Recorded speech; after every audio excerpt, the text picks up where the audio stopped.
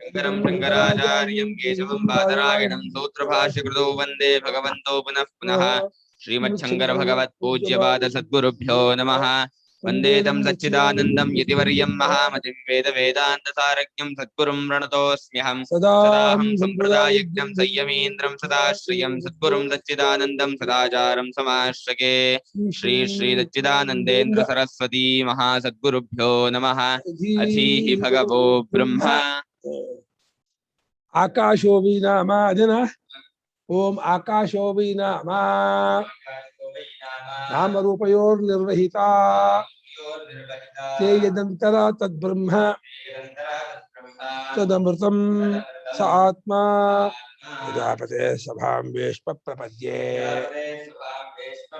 यशोऽहं भवामि ब्राह्मणानां यशः राज्ञां यशः विशां यशः अहमनुप्रापत्सि सह अहं यशसां यशः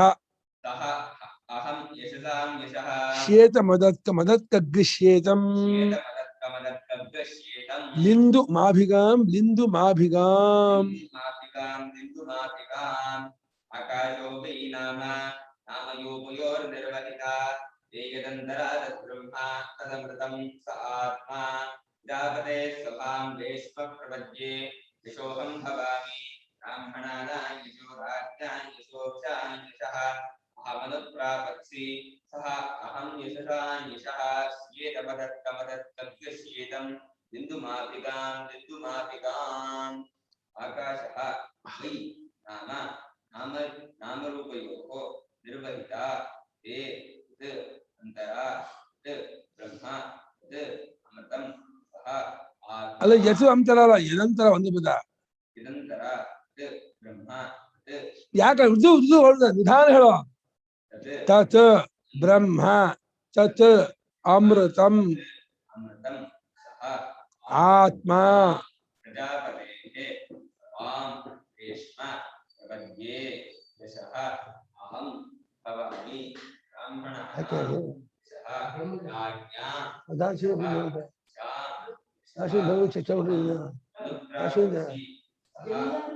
ತಪ್ಪು ತಪ್ಪು ಅದತ್ಕಂ ಅದತ್ಕಗ್ ಅದತ್ಕಂ ಶ್ಯೇತಂ ಲಿಂದು ಮಾಲಮಾ ಲಿಂದು ಮಾ ಅಭಿಗಾಮ್ ಮಾ ಹ್ರಸ್ವ ಅಲ್ಲ ಮಾ ಅಂದ್ರೆ ಮಾ ಅಭಿ ಮಾ ಅಲ್ಲ ಮಾ ಮೇ ಹಂಬಲ್ಲ ಮಾ ಮೇ ಅಭಿಗಾಮ ಅಭಿಗಾಮ ಮಾಡಿದೆ ಇದು ಮಾ ಅಭಿಗಾಮ ನಿಷೇಧಾರ್ಥ ನಿಂದು ಮಾ ಅಭಿಗಾಮ್ ವೈ ಅನ್ನೋದು ಪ್ರಸಿದ್ಧ ಅರ್ಥ ಆಕಾಶೋ ವೈ ಆಕಾಶ ಅಂತಿದೆಯಲ್ಲಪ್ಪ ಯಾವ್ದು ಭೂತಾಕಾಶ ಅಲ್ಲ ಪರಮಾತ್ಮಾಕಾಶ ದಹರಾಕಾಶ ಆತ್ಮಾಕಾಶ ಯಾಕೆ ಹೇಳು ನಾಮರೂಪಯೋರ್ ನಿರ್ವಹಿತ ನಾಮರೂಪಗಳನ್ನು ಹೊತ್ಕೊಂಡಿರೋದು ನಿರ್ವಹಿತ ನಿರ್ವೋಢ್ರು ಬಹಪ್ರಾಪಣೆ ಉಪಸರ್ಗ ನಿರ್ವೋಢ್ರು ನಿರ್ವಹಿತ ನಾಮರೂಪಗಳನ್ನು ಹೊತ್ಕೋಬೇಕಾದ್ರೆ ಈ ಆಕಾಶಕ್ಕೆ ನಾಮ ಇದೆ ನಾಮವಿರುವ ಆಕಾಶ ನಾಮವನ್ನು ಹೊತ್ಕೊಳ್ಳೋದ ಯಾವುದಕ್ಕೆ ನಾಮರೂಪವಿಲ್ಲವೋ ಅದು ನಾಮರೂಪ ಹೊತ್ಕೊಳುತ್ತೆ ಯಾವುದು ಮೂಟೆ ಅಲ್ಲವೋ ಅವನು ಮೂಟೆ ಹೊತ್ಕೊಳ್ತಾನೆ ಮೂಟೆ ಹೊತ್ಕೊಳ್ತಾನ ಮೂಟೆ ಹೊತ್ಕೊಳ್ಳೋದು ಮೂಟೆಗಿಂತ ಬೇರೆನೋ ಮೂಟೆನಾ ಬೇರೆ ಹಾಗೆ ಬಕೆಟ್ ಹೊರೋನು ಬಕೆಟ್ ಬೇರೆನೋ ಅವನೇನಾ ಹಾಗೆ ನಾಮರೂಪವನ್ನು ಹೊತ್ಕೊಂಡವನು ನಾಮರೂಪಕ್ಕಿಂತ ಬೇರೆ ಆಗಿರ್ಬೇಕು ನಾಮರೂಪ ಇಲ್ಲದವನಾಗಿರ್ಬೇಕು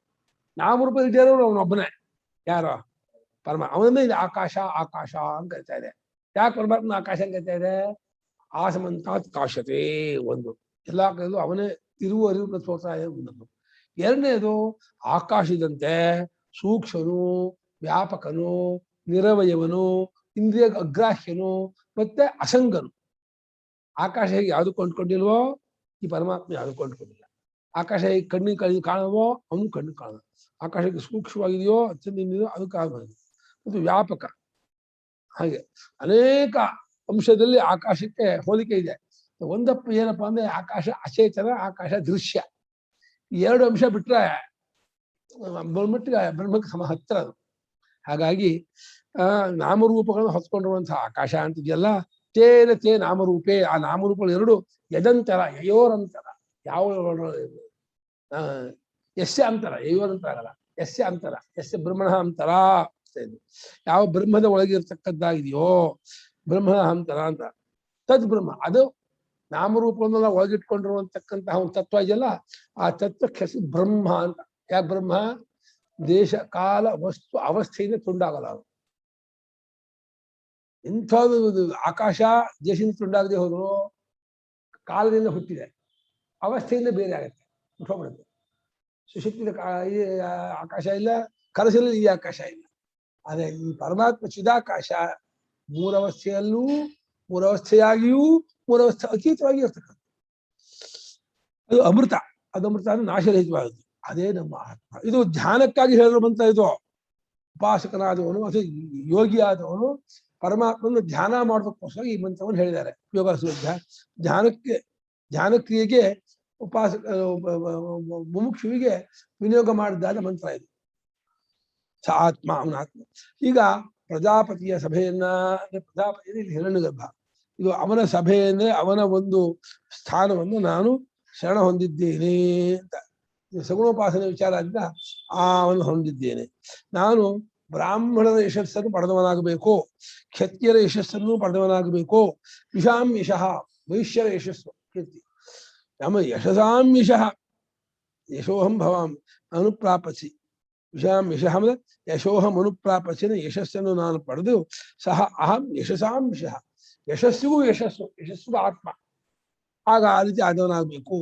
ಹಾಗಾದವನಾಗಿ ನಾನು ಶ್ವೇತಂ ಅದತ್ಕಂ, ಶ್ವೇತ ಅಂದ್ರೆ ಪಕ್ವ ಬದರ ಅಂತ, ಅಂದ್ರೆ ಹಣ್ಣಾದಂತಹ ಬೋರೆ ಹಣ್ಣಿದೆಯಲ್ಲ, ಬೋರೆ ಹಣ್ಣಿನಂತೆ ಬಣ್ಣವಿರುವಂತಹ, ಮತ್ತು ಅದತ್ಕ ಅಂದ್ರೆ ದತ್ ಅಂದ್ರೆ ಹಲ್ಲು, ಅದತ್ ಅಂದ್ರೆ ಹಲ್ಲಿರತಕ್ಕಂತಹ ಸ್ತ್ರೀ ಯೋನಿಯನ್ನು ಹೇಳ್ತಾ ಇದ್ದಾರೆ. ಅದು ಪಕ್ವ ಬದರದಂತೆ ಬಣ್ಣ ಉಳ್ಳದ್ದು ಒಳಗಡೆ, ಮತ್ತು ಹಲ್ಲಿನಿಂದ ಅನುಭವಿಸುವಂಥದ್ದಲ್ಲ.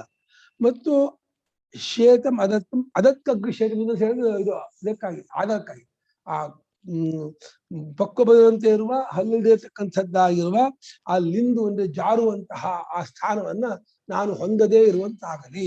ಅಂದ್ರೆ ನನಗೆ ಮತ್ತೆ ತಾಯಿಯ ಗರ್ಭ ಪ್ರವೇಶ ಆಗೋದು ಬೇಡ ಅಂತ ಅರ್ಥ. ತಾಯಿಯ ಗರ್ಭ ಪ್ರವೇಶ ನನಗೆ ಆಗದೇ ಇರ್ಲಿ. ಲಿಂದು ಅಂದ್ರೆ ಆ ಜಾರುವಂತಹ ಆ ಶೋಣಿತವನ್ನ ಮಾ ಅಭಿಗಾಮ್ ನಾನು ಹೊಂದದೇ ಇರ್ಲಿ, ನಾನು ಹೊಂದದೇ ಇರ್ಲಿ, ನನಗೆ ಪುನರ್ಜನ್ಮ ಬರುವುದು ಬೇಡ, ನನಗೆ ಮತ್ತೆ ಹುಟ್ಟುವುದು ಬೇಡ ಅಂತ ಹೇಳಿ ಆ ಒಂದು ಸ್ಥಾನದ ವರ್ಣನೆ ಮಾಡಿ, ಹೇಗೆ ಬಾಯಿ ಅನ್ನೋದು ದ್ವಾರವೋ ಅದು ಹುಟ್ಟೋದಕ್ಕೊಂದು ದ್ವಾರ, ಬಾಯಿನ ದ್ವಾರದಲ್ಲಿ ಹಲ್ಲಿದೆ, ಅಲ್ಲಿ ಹಲ್ಲಿಲ್ಲ, ಹಲ್ಲಿರತಕ್ಕಂತಹ ಆ ದ್ವಾರದಲ್ಲಿ ನಾನು ಪ್ರವೇಶ ಮಾಡುವುದಾಗಲಿ ಅಲ್ಲಿ ಬರುವುದಾಗಲಿ ಬೇಡ ಅಂತ ಅದನ್ನು ಕೇಳ್ಕೊಳ್ತಾ ಇದ್ದಾನೆ ಆ ಬ್ರಹ್ಮನತ್ತ. ಆಕಾಶೋವಾ ಇತ್ಯಾದಿ ಬ್ರಹ್ಮಣೋ ಲಕ್ಷಣ ನಿರ್ದೇಶಾರ್ಥಂ ಆಧ್ಯಾನಾಯ, ಆಧ್ಯಾನಾಯ ಧ್ಯಾನ ಮಾಡುವುದಕ್ಕಾಗಿ. ಇಲ್ಲಿ ಧ್ಯಾನ ಅಂದ್ರೆ ಉಪಾಸನೆ ಅಂತ ಅರ್ಥ, ಕರ್ತೃತಂತ್ರವಾದ ಭಾವನೆಯೇ ಇದು. ಇಲ್ಲಿ ಇದಿಲ್ಲ, ಲಕ್ಷಣ ಹೇಳಿ ಅದನ್ನ ಹೃದಯದಲ್ಲಿ ಪರಮಾತ್ಮ ಧ್ಯಾನ ಮಾಡ್ಬೇಕಂತೆ. ಆಕಾಶೋವಾ ಅಂತ ಈ ರೀತಿ ಶುರು ಆಗಿದ್ದಲ್ಲ ಮಂತ್ರ, ಇದು ಬ್ರಹ್ಮದ ಲಕ್ಷಣವನ್ನ, ಬ್ರಹ್ಮವು ಆಕಾಶದಂತೆ ವ್ಯಾಪಕವು, ನಿರವಯವು, ಮತ್ತೆ ಅಸಂಗವು, ಮತ್ತೆ ಅದು ಅತೀಂದ್ರಿಯವು ಆಗಿರ್ತಕ್ಕದ್ದು ಅಂತ ಹೇಳಿ ಆ ರೀತಿ ಭಾವನೆ ಮಾಡ್ತಾ ಕೂತ್ಕೋಬೇಕಂತೆ. ಬ್ರಹ್ಮದ ಲಕ್ಷಣವನ್ನು ನಿರ್ದೇಶ ಮಾಡೋಕ್ಕೋಸ್ಕರ ಹೇಳ್ತಾ ಇದೆ. ಯಾತಕ್ಕೆ ಬ್ರಹ್ಮ ಲಕ್ಷಣ ನಿರ್ದೇಶ ಮಾಡುತ್ತೆ? ಧ್ಯಾನ ಮಾಡೋದಕ್ಕಾಗಿ. ಆಕಾಶೋವೈ ನಾಮ ಶ್ರುತಿಷು ಪ್ರಸಿದ್ಧ ಆತ್ಮ. ಆಕಾಶ ಅಂತ ಇದೆಯಲ್ಲ ಅಂತಂದ್ರೆ ಆಕಾಶ ಭೂತಾಕಾಶ ಅನ್ಕೋಬೇಡಿ, ಶ್ರುತಿಯಲ್ಲಿ ಪ್ರಸಿದ್ಧವಾದ ಆತ್ಮನಿಗೆ ಯೋ ವೇದಧಿ ತುಂಗುಹಾಯಾಂ ಪರಮೇ ವ್ಯೋಮಂ, ಪರಮೇ ವ್ಯೋಮ ಅಂತ ಹೇಳ್ತಾರೆ. ಯದೇಶ ಆಕಾಶ ಆನಂದೋ ಆನಂದ ರೂಪವಾದ ಆಕಾಶ ಅಂತ ಹೇಳಿದ್ರಿಂದ ಭೂತಾಕಾಶ ಅಲ್ಲ, ಚಿದಾಕಾಶ. ಹಾಗಾಗಿ ಶ್ರುತಿಗಳಲ್ಲಿ ಪರಮಾತ್ಮನನ್ನ ಆತ್ಮನನ್ನ ಆಕಾಶ ಆಕಾಶ ಅಂತ ಹೇಳಿ ಆ ಶಬ್ದದಿಂದ ಕರೆದೆ. ಯಾಕೆ ಅಂದ್ರೆ ಆಕಾಶ ಹೇಗೆ ಎಲ್ಲಕ್ಕೂ ಅವಕಾಶ ಮಾಡಿಕೊಟ್ಟಿದೆಯೋ, ಆಕಾಶ ಸಹಿತವಾದ ಜಗತ್ತಿಗೆ ಅವಕಾಶ ಮಾಡಿಕೊಟ್ಟಿದ್ದಾನೆ ಪರಮಾತ್ಮ. ಎಲ್ಲ ಅದರಲ್ಲೇ ಇರೋದು. ಆಕಾಶ ಶಬ್ದಕ್ಕೆ ಅವಕಾಶದಾತು ಆಕಾಶಂ ಅಂತ, ಅವಕಾಶ ಎಲ್ಲಕ್ಕೂ ಯಾವ್ದು ಮಾಡಿಕೊಟ್ಟಿದೆಯೋ ಅದು ಆಕಾಶ. ಆಕಾಶ ಶಬ್ದ ನಪುಂಸಕದಲ್ಲೂ ಉಂಟು, ಪಲಿಂಗದಲ್ಲೂ ಉಂಟು. ದಾತನೂ ಹೇಳ್ಬೋದು, ದಾತ ಅಂತ ಹೇಳ್ಬೋದು. ಆಕಾಶವನ್ನು ಅವಕಾಶ ಕೊಟ್ಟಂಥದ್ದು ಯಾವುದು? ಪರಮಾತ್ಮನು. ಅದನ್ನ ನನಗೂ ಆಕಾಶ ಅಂತ ಹೆಸರು ಬಂದಿದೆ. ಆಕಾಶ ಇವ ಅಶರೀರತ್ವ ಸೂಕ್ಷ್ಮತ್ವಾಚ. ಆಕಾಶ ಶಬ್ದ ಪ್ರವೃತ್ತಿ ಹೇಗಾಯ್ತು ಬ್ರಹ್ಮ ವಿಷಯಕ್ಕೆ ಅಂತ, ಬ್ರಹ್ಮವನ್ನು ಹೇಗೆ ಆಕಾಶ ಕರೆದು ಬರ್ತದೆ ಅಂದ್ರೆ, ಆಕಾಶ ಹೇಗೆ ಅಶರೀರವೋ ಬ್ರಹ್ಮವು ಅಶರೀರ, ಆಕಾಶ ಹೇಗೆ ಸೂಕ್ಷ್ಮವೋ ಬ್ರಹ್ಮವು ಸೂಕ್ಷ್ಮ. ಆಕಾಶ ಹೇಗೆ ಅಸಂಗವೋ ಬ್ರಹ್ಮವು ಹಾಗೆ ಅಸಂಗ ಅಂತ ಹೇಳಿ ಆಕಾಶದ ಅನೇಕ ಅಂಶದ ಹೋಲಿಕೆ ಬ್ರಹ್ಮಕ್ಕಿದೆ. ಆದ್ರಿಂದ ಆಕಾಶ ಶಬ್ದದಿಂದ ಪರಮಾತ್ಮನನ್ನು ಕರೆಯುತ್ತೆ. ಅದು ಮಾಡುತ್ತೆ ನಮಗೆ ಈ ಪ್ರಪಂಚದಲ್ಲಿ ನಿಯರೆಸ್ಟ್ ಆದ ದೃಷ್ಟಾಂತ ಆಕಾಶಿಯ ಬ್ರಹ್ಮಕ್ಕೆ. ವೆರಿ ಕ್ಲೋಸ್ ಆದ ನಿಯರೆಸ್ಟ್ ಆದ ಹತ್ತಿರವಾದ ದೃಷ್ಟಾಂತ ಅಂದ್ರೆ ಬ್ರಹ್ಮಕ್ಕೆ ಆಕಾಶ. ಎಲ್ಲದೂ ಮೂರ್ತತ್ವ ಜಾಸ್ತಿ, ಸಾವಯವತ್ವ ಜಾಸ್ತಿ, ವಿಕ್ರಿಯಾವತ್ವ ಜಾಸ್ತಿ. ಮೂರ್ತತ್ವ, ಸಾವಯವತ್ವ, ವಿಕ್ರಿಯಾವತ್ವ ದೂರ ಆಗತ್ತೆ. ಯಾವುದಕ್ಕೆ ಮೂರ್ತತ್ವ ಇಲ್ವೋ, ಅವಯವ ಇಲ್ವೋ, ವಿಕಾರವಿಲ್ವೋ ಅದು ಬ್ರಹ್ಮಕ್ಕೆ ಹತ್ತಿರವಾಗಿರ್ತಕ್ಕಂಥ. ಹಾಗಾಗಿ ಆಕಾಶ ವೆರಿ ಕ್ಲೋಸ್, ವೆರಿ ನಿಯರೆಸ್ಟ್. ಎಷ್ಟು ಆತ್ಮನ ಆಕಾಶ ಸಂಭೂತಃ, ಆತ್ಮನೇ ಆಕಾಶಕ್ಕೆ ತೋರ್ತಾ ಇರೋದು ಅಂತ. ಆಕಾಶ ನಾಮರೂಪಯೋ ಆತ್ಮಸ್ಥಯೋ ಜಗದ್ಬೀಜಭೂತಯೋ ಸಲಿಲಸ್ಯೇವ ಫೇನಸ್ಥಾನೀಯಯೋ ನಿರ್ವಹಿತ ನಿರ್ವೋಢ ವ್ಯಾಕರ್ತ. ಆ ಆಕಾಶ ಅಂತ ಇದೆಯಪ್ಪ, ಯಾರೋ ಪರಮಾತ್ಮ. ಪರಮಾತ್ಮನೆಂಬ ಆಕಾಶ ಉಂಟು, ಅದು ತನ್ನಲ್ಲಿರ್ತಕ್ಕಂತಹ ನಾಮರೂಪಗಳನ್ನ, ಆತ್ಮಸ್ಥಯೋ ನಾಮರೂಪ ಅವನಲ್ಲೇ ಇದೆ. ನಾಮರೂಪ, ನಾಮರೂಪನೇನೋ ಜಗತ್ತು ಅಂತ. ಜಗತ್ತು ನಾಮರೂಪ ಬಿಟ್ಟು ಏನೂ ಇಲ್ಲ. ಒಂದು ಹೆಸರು, ಒಂದು ಆಕಾರ. ಆಕಾರ ಅಂದ್ರೆ ಪ್ರತ್ಯಯ, ಹೆಸರು ಅಂದ್ರೆ ಅದಕ್ಕೆ ಸಂಜ್ಞೆ, ಅದಕ್ಕೆ ನಾಮ ಮುರ್ಸು. ವಾಕ್ ಪ್ರಪಂಚ, ಪ್ರತ್ಯಯ ಪ್ರಪಂಚ ಅಷ್ಟೇ. ನಾಮ ಮಾಂಡುಕ್ಯ ಹೇಳಿದಿಲ್ಲ, ಎಲ್ಲ ನಾಮ ಮತ್ತೆ ರೂಪ. ಸ್ವಪ್ನಾತ್ಮ ಅಲ್ಲ ರೂಪಾತ್ಮ, ಜಾಗೃತಾತ್ಮ ಅಲ್ಲ ನಾಮಾತ್ಮ. ಅದು ಪ್ರತ್ಯಯ ಇದೆ, ಅದು ಪ್ರತ್ಯಯ, ಏನು ಹೇಳಕ್ಕೇನಿಲ್ಲ, ಹೇಳ್ಬೇಕಷ್ಟೆ. ತನ್ನಲ್ಲಿರ್ತಕ್ಕದ್ದಾಗಿರುವ ನಾಮರೂಪಗಳಿಗೆ ಅದೆಂಥದ್ದು ಜಗದ್ಬೀಜ. ಜಗತ್ತು ಸ್ಥಾವರ ಜಂಗಮ ಅಂತ ಕರಿತಿದ್ದೀವಿ. ಈ ಸ್ಥಾವರ ಜಂಗಮಾತ್ಮ ಜಗತ್ತಿಗೆ ನಾಮರೂಪಗಳೇ ಬೀಜ. ಹೇಗೆ ಅಂದ್ರೆ ನೀರು ನೊರೆಗೂ ಮತ್ತೆ ಗುಳ್ಳೆಗೂ ಬೀಜವಾಗಿದೆಯೋ, ನೀರು ನೊರೆಗೂ ಕಾರಣ, ಗುಳ್ಳೆಗೂ ಕಾರಣ, ಅಲೆಗೂ ಕಾರಣ. ಹಾಗೆ ಫೇನಸ್ಥಾನೀಯ ಸಲಿಲ ಫೇನಸ್ಥಾನೀಯೋ ಸಲಿಲಸ್ಯ, ನೊರೆಗೆ ಸ್ಥಾನವಾಗಿರ್ತಕ್ಕದ್ದಾಗಿರುವ ಒಂದೇ ಮಳೆಯಲ್ಲಿ ಫೇನಸ್ಥಾನೀಯೋ ಫೇನ ಬುದ್ಬುದ ಸ್ಥಾನೀಯೋ. ಅಲ್ಲಿ ದೃಷ್ಟಾಂತ ಮಾಡಿದ್ದಾರೆ. ನೀರು ಹೇಗೆ ನೊರೆಗೆ ಸ್ಥಾನವೋ ಆ ರೀತಿ ಈ ಬ್ರಹ್ಮವು, ಆಕಾಶ ರೂಪವಾದ ಬ್ರಹ್ಮವು ನಾಮರೂಪಗಳಿಗೆ ಸ್ಥಾನ, ಆಶ್ರಯ, ನೆಲೆ, ಆಧಾರ. ಅದರಲ್ಲೇ ತೋರ್ತಾ, ಬ್ರಹ್ಮದಲ್ಲೇ ತೋರ್ತಾ ಇರೋದು ನಾಮರೂಪಗಳು ಅಂತ. ನಾಮರೂಪಗಳ ಕಿಮ್ಮತ್ತಿಲ್ಲ ಬ್ರಹ್ಮ ಬಿಟ್ರೆ, ಅಸ್ತಿತ್ವವೇ ಇಲ್ಲ. ಬ್ರಹ್ಮವೇ ನಾಮರೂಪಾತ್ಮಕವಾಗಿ ತೋರ್ತಾ ಇದೆ. ಹಾಗಾಗಿ ತನ್ನಲ್ಲಿದ್ದದ್ದಾಗಿರುವ ನಾಮರೂಪಗಳು, ಜಗದ್ಬೀಜವಾಗಿರುವ ತನ್ನಲ್ಲಿದ್ದದ್ದಾದ ನಾಮರೂಪಗಳಿಗೆ ಆಶ್ರಯವಾಗಿದೆ. ನೀರು ಹೇಗೆ ನೊರೆಯ ಸ್ಥಾನ ಇರ್ತಕ್ಕಂಥದ್ದಕ್ಕೆ ಆಶ್ರಯವಾಗಿದೆಯೋ ಹಾಗೆ ನಿರ್ವಹಿತ ಅಂದ್ರೆ ನಿರ್ವೋಢ ಅಂದ್ರೆ ಹೊತ್ಕೊಂಡಿದೆ, ಅಂದ್ರೆ ವ್ಯಾಕರಣ ಮಾಡಿದೆ, ಬಿಡುಬಿಡಿ ಮಾಡಿದೆ ಅಂತ. ಆ ಬ್ರಹ್ಮವೇ ನಾಮರೂಪಗಳನ್ನು ಬಿಡುಬಿಡಿ ಮಾಡಿರೋದು. ನಾಮರೂಪೇ ವ್ಯಾಕರವಾಣಿ ಸರ್ವಾಣಿ ರೂಪಾಣಿ ವಿಚಿತ್ಯ ಧೀರ ನಾಮಾನಿ ಕೃತ್ವಾ ಅಂತ ಹೇಳ್ತಾರೆ. ನಾಮರೂಪಗಳನ್ನು ಬಿಡುಬಿಡಿ ಮಾಡ್ಕೊಂಡಿದ್ದೀನಿ ಅಂತ ಹೇಳಿ ಕೂತ್ಕೊಂಡಾರೆ. ನಾಮರೂಪಗಳನ್ನು ಬಿಡುಬಿಡಿ ಮಾಡ್ತೀನಿ ಅಂದ್ರೆ ಜಗತ್ತನ್ನು ಮಾಡ್ತೀನಿ ಅಂತ ಅರ್ಥ. ಹಾಗಾಗಿ ನಾಮರೂಪಗಳನ್ನೆಲ್ಲ ಹೊಚ್ಕೊಂಡವನು, ಬಿಡುಬಿಡಿ ಮಾಡುವ ಆತನು ಯಾರೋ ಈ ಆಕಾಶ ಎಂಬುವ ಪರಮಾತ್ಮನು. ತೇ ನಾಮರೂಪೇ ಯದಂತರ ಯಸ್ಯ ಬ್ರಹ್ಮಣೋ ಅಂತರ ಮಧ್ಯೆ ವರ್ತೇತೆ. ಆ ನಾಮರೂಪಗಳು ಯಾವುದ್ರೊಳಗಿದೆಯೋ ಅಂದ್ರೆ, ಯಾವ ಬ್ರಹ್ಮದ ಒಳಗಿದೆಯೋ ಅಂದ್ರೆ, ಹೇಗೆ ಪಂಚೆ ಯಾವುದ್ರೊಳಗಿದೆಯೋ, ಹತ್ತಿ ಒಳಗಿದೆಯೋ ಅನ್ನೋ ಹಾಗೆ. ಇವಾಗ ಹತ್ತಿ ನೂಲೇ ಪಂಚೆ ಆಗಿ ತೋರ್ತಾ ಇದೆಯೋ ಹಾಗೆ ನಾಮರೂಪಗಳು ಯಾವ್ದ್ರೊಳಗಿದೆಯೋ ಅಂದ್ರೆ, ಯಾವ ತತ್ವವೇ ನಾಮರೂಪಕ್ಕೆ ತೋರ್ತಾ ಇದೆಯೋ, ಯಾವ ತತ್ವವನ್ನೇ ನಾವು ನಾಮರೂಪ ಅಂತ ಕರಿತಾ ಇದೀವೋ, ತಪ್ಪುಳಿಕೆಯಿಂದ ಆ ತತ್ವವೇ ನಮ್ಮ ನಾಮರೂಪಕ್ಕೆ ತೋರ್ತಾ ಇದೆ. ತಪ್ಪುಳಿಕೆ ಬಿಟ್ಕೊಂಡು ಕೂಡಲೇ ನಾಮರೂಪಗಳು ಇರೋದೇ ಇಲ್ಲ. ಇರೋದೆಲ್ಲ ಏಕಮೇವ ದ್ವಿತೀಯಂ ಬ್ರಹ್ಮ. ತಪ್ಪುಳಿಕೆ ಇರುವವರಿಗೆ ಅದೇ ನಾಮರೂಪಕ್ಕೆ ತೋರ್ತಾ ಇರುತ್ತೆ. ಅದಕ್ಕೊಂದು ಅಚಿಂತ್ಯ ಅದ್ಭುತ ಶಕ್ತಿ ಇದೆ. ಅದ್ಯಾಕೆ ನಾಮರೂಪಾತ್ಮ ತೋರ್ಬೇಕು ತಪ್ಪುಳಿಕೆ ಇದ್ದು ಮಾತ್ರಕ್ಕೆ ನೀವು ಕೇಳ ಹಾಗಿಲ್ಲ. ಯಾಕಂದ್ರೆ ಹೇಗ್ ತೋರ್ಕೊಂಡ್ರು ಅದ್ಯಾಕೆ ತೋರ್ಕೊಂಡ್ರು ಅಂತ ಅಷ್ಟೇ ಬಂದೇ ಬರುತ್ತೆ. ಅದು ತೋರ್ಕೊಳ್ತಾ ಇದೆ, ಅದನ್ನ ತಿಳ್ಕೊಳ್ರಿ ಅಂತ ಹೇಳಿ ಹೊರಟಿದೆ ಹೊರತು ಆ ನಾಮರೂಪಾತ್ಮವಾಗಿ ಯಾಕೆ ತೋರ್ಕೋಬೇಕು, ಇನ್ನೊಂದು ರೀತಿ ಯಾಕೆ ತೋರ್ಕೋಬಾರ್ದು ತರ್ಕ ಮಾಡಕ್ಕೆ ಅವಕಾಶ ಇಲ್ಲ. ತಪ್ಪಲಿಕೆ ಇದೆ, ಆಯ್ತು ಒಪ್ಪೋಣ. ತಪ್ಪಲಿಕೆ ಇದ್ದ ಮಾತ್ರಕ್ಕೆ ಅದು ನಾಮರೂಪಾತ್ಮಕವಾಗಿ ಯಾಕೆ ತೋರ್ಬೇಕೋ, ಇನ್ಯಾವುದಾದ್ರು ರೂಪದಲ್ಲಿ ಯಾಕೆ ತೋರ್ಬಾರ್ದಾಗಿತ್ತು, ಬೇರೆ ರೀತಿ ತೋರ್ಬಹುದಾಗಿತ್ತಲ್ಲ ಅಂತಂದ್ರೆ, ಹಾಗೆ ತೋರ್ದಾಗ್ಲೂ ಆ ಪ್ರಶ್ನೆ ಇದ್ದೇ ಇದೆ, ಈ ರೀತಿ ಯಾಕೆ ತೋರ್ಕೋಬೇಕು ಅಂತ. ಆದ್ರಿಂದ ಯಾವುದು ತೋರ್ಕೊಳ್ತಾ ಇದೆಯೋ ಅದನ್ನು ತಿಳ್ಕೊಳ್ಳಿ, ಅದು ಅದರ ತಿರುಳು. ಅದು ಬಿಟ್ಟು ಅದಿಲ್ಲ. ಬ್ರಹ್ಮವನ್ನು ಬಿಟ್ಟು, ಆಕಾಶವಾದ ಪರಮಾತ್ಮನ ಬಿಟ್ಟು ನಾಮರೂಪಗಳಿಲ್ಲ ಅಂತ ಹೇಳೋಕ್ಕೋಸ್ಕರವಾಗಿ ನಾಮರೂಪಗಳ ತಿರುಳು ಬ್ರಹ್ಮ ಆತ್ಮ ಅಂತ ಹೇಳ್ತಾ ಇದೆ. ಅದನ್ನ ಆಕಾಶ ಅಂತ ಕರೀತಾ ಇದೆ. ತಯೋರ್ವ ನಾಮರೂಪಯೋ ಅಂತರ ಮಧ್ಯೆ, ಹೀಗೂ ಅರ್ಥ ಮಾಡಿದ್ರು. ತಯೋರ್ವ ನಾಮರೂಪಯೋಃ ಅಂತರ ಮಧ್ಯೆ. ಯದಂತ ಯಯೋರಂತರ ಮಾಡುವುದಿಲ್ಲ. ಯಸ್ಯ ಅಂತರ, ಯಾವ ನಾಮರೂಪಗಳ ಒಳಗೆ ಅರ್ಥ ಮಾಡುದು. ಯಾವ ಬ್ರಹ್ಮದರ ಒಳಗೆ ನಾಮರೂಪ ಇದೆಯೋ ಒಂದು ಅರ್ಥ ಮಾಡುದು. ಈಗ ನಾಮರೂಪಗಳ ಒಳಗೆಲ್ಲ ಯಾವ್ದಿದೆಯೋ ಅದನ್ನ ಅರ್ಥ ಮಾಡ್ತಾ ಇದ್ದಾರೆ. ನಾಮರೂಪಗಳ ಒಳಗೆಲ್ಲ ಯಾವುದೇ ಇರೋದು ಅಂದ್ರೆ ನಿಜವಾಗಿ ಹೇಗೆ ಚಿನ್ನವೇ ಸರ, ಬಳೆ, ನೆಕ್ಲೇಸ್ ಹೇಗೆ ಹೆಸರು ಅರಿವು ಇರುವೆ ನಾಮರೂಪ ಅಂತ ಹೇಳ್ಕೊಳ್ತಾ ಇದೆ. ಅರಿವು ಇರುವು ಬಿಟ್ಟು ನಾಮರೂಪಗಳಿಲ್ಲ. ಹಾಗಾಗಿ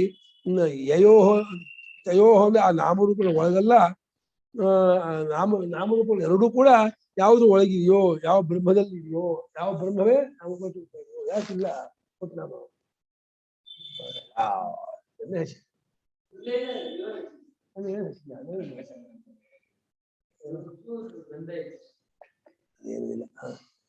अन्य नामरूपाभ्या तयोर्वा नामरूपाभ्यां मदता अन्य नामरूपाभ्याम अस्पृष्टम यदित्येतत् अन्यद् नामरूपाभ्याम अस्पृष्टम यदित्येतत्. ತಾತ್ಪರ್ಯ ಏನು? ನಾಮರೂಪಗಳನ್ನು ಯಾವ್ದು ಇಟ್ಕೊಂಡಿದೀವಿ ಅಂದ್ರು, ಯಾವ್ದು ನಾಮರೂಪಗಳನ್ನೆಲ್ಲ ಇದೆ ಅಂತಂದ್ರು ಅದಕ್ಕೆ ನಾಮರೂಪ ಇಲ್ಲ ಅಂತ ಅರ್ಥ. ನಾಮರೂಪಾಭ್ಯಾಂ ಅನ್ಯತ್, ಪಂಚಗಿಂತ ಹತ್ತಿ ಬೇರೆಯಾಗಿದೆ, ವಿಲಕ್ಷಣವಾಗಿದೆ. ಅಂದ್ರೆ ನಾಮರೂಪಗಳಿಗಿಂತ ವಿಲಕ್ಷಣವಾಗಿದೆ, ಅಸಂಸ್ಪೃಷ್ಟವಾಗಿದೆ, ಅತೀತವಾಗಿದೆ. ಅದಕ್ಕೆ ನಾಮವೂ ಇಲ್ಲ, ರೂಪವೂ ಇಲ್ಲ. ಅದಕ್ಕೊಂದು ನಾಮರೂಪ ಇದ್ಬಿಟ್ಟಿದ್ರೆ ಅದು ನಾಮರೂಪದ ಮೇಲೆ ಹೊತ್ಕೊಳ್ತಿರ್ಲಿಲ್ಲ, ಹೊತ್ಕೊಳಕ್ ಆಗ್ತಿರ್ಲಿಲ್ಲ ಅದಕ್ಕೆ. ಹಾಗಾದ್ರಿಂದ ಅದು ನಾಮರೂಪಕ್ಕಿಂತ ಬೇರೆಯಾಗಿದೆ, ಅಸ್ಪೃಷ್ಟ, ತೆಗೆದುಕೊಂಡಿಲ್ಲ. ಓಂ ಅಸ್ಪೃಷ್ಟವಾಗಿದೆ. ನಾಮರೂಪ ಅಸ್ಪೃಷ್ಟ ಯತ್, ಯಾವುದು ತೆಗೆದುಕೊಂಡಿಲ್ಲವೋ ಅದು ಅಂತ ಅರ್ಥ. ಅದು ಯಾವುದೋ ತದ್ ಬ್ರಹ್ಮ, ಅದು ಬ್ರಹ್ಮ. ಬ್ರಹ್ಮ ಅನ್ನೋದು ಅಪರಿಚ್ಛಿನ್ನ ಅಂತ ಅಷ್ಟೇ ಅರ್ಥ. ಬ್ರಹ್ಮ ಕೂಡ ಅದನ್ನು 4 ಮುಖ, ಅದಕ್ಕೆ ವೇದ, ಅದಕ್ಕೆ ವಾಣಿ, ಹೆಂಡತಿ, ಆ ಸತ್ಯಲೋಕ ಅಂತೆಲ್ಲ ಕಲ್ಪನೆ ಮಾಡಕ್ಕೆ ಹೋಗ್ಬೇಡಿ. ಬ್ರಹ್ಮ ಅಂದ್ರೆ ಅನಂತವಾದ ಒಂದು ತತ್ವಕ್ಕೆ ಹೆಸರು ಅಷ್ಟೇ, ಏನೂ ಅಲ್ಲ. ನಾಮರೂಪ ವಿಲಕ್ಷಣಂ, ನಾಮರೂಪಾಭ್ಯಾಂ ಅಸ್ಪೃಷ್ಟಂ, ತಯೋಃ ನಿರ್ವೋಢೃ, ತಥಾಪಿ ತಯೋಃ ನಿರ್ವೋಢೃ. ನಪುಂಸಕಲಿಂಗ. ನಿರ್ವೋಢೃ, ನಿರ್ವೋಢಿಣಿ, ನಿರ್ವೋಢೃಣಿ. ಯಾವುದು? ಬ್ರಹ್ಮ. ನಾಮರೂಪದ ನಿರ್ವೋಢೃ. ಯಾವುದು? ಮಹಾಪ್ರಾಪಣೆಗೆ ಸ್ವಿಚ್ ಪ್ರತ್ಯಯದಲ್ಲಿ ನಪುಂಸಕಲಿಂಗ. ನಿರ್ವೋಢ, ನಿರ್ವೋಢ್ರಿ, ನಿರ್ವೋಢೃ. ಓಢ, ಓಢ್ರಿ, ಓಢೃ. ಮಹಾಪ್ರಾಪಣೆ.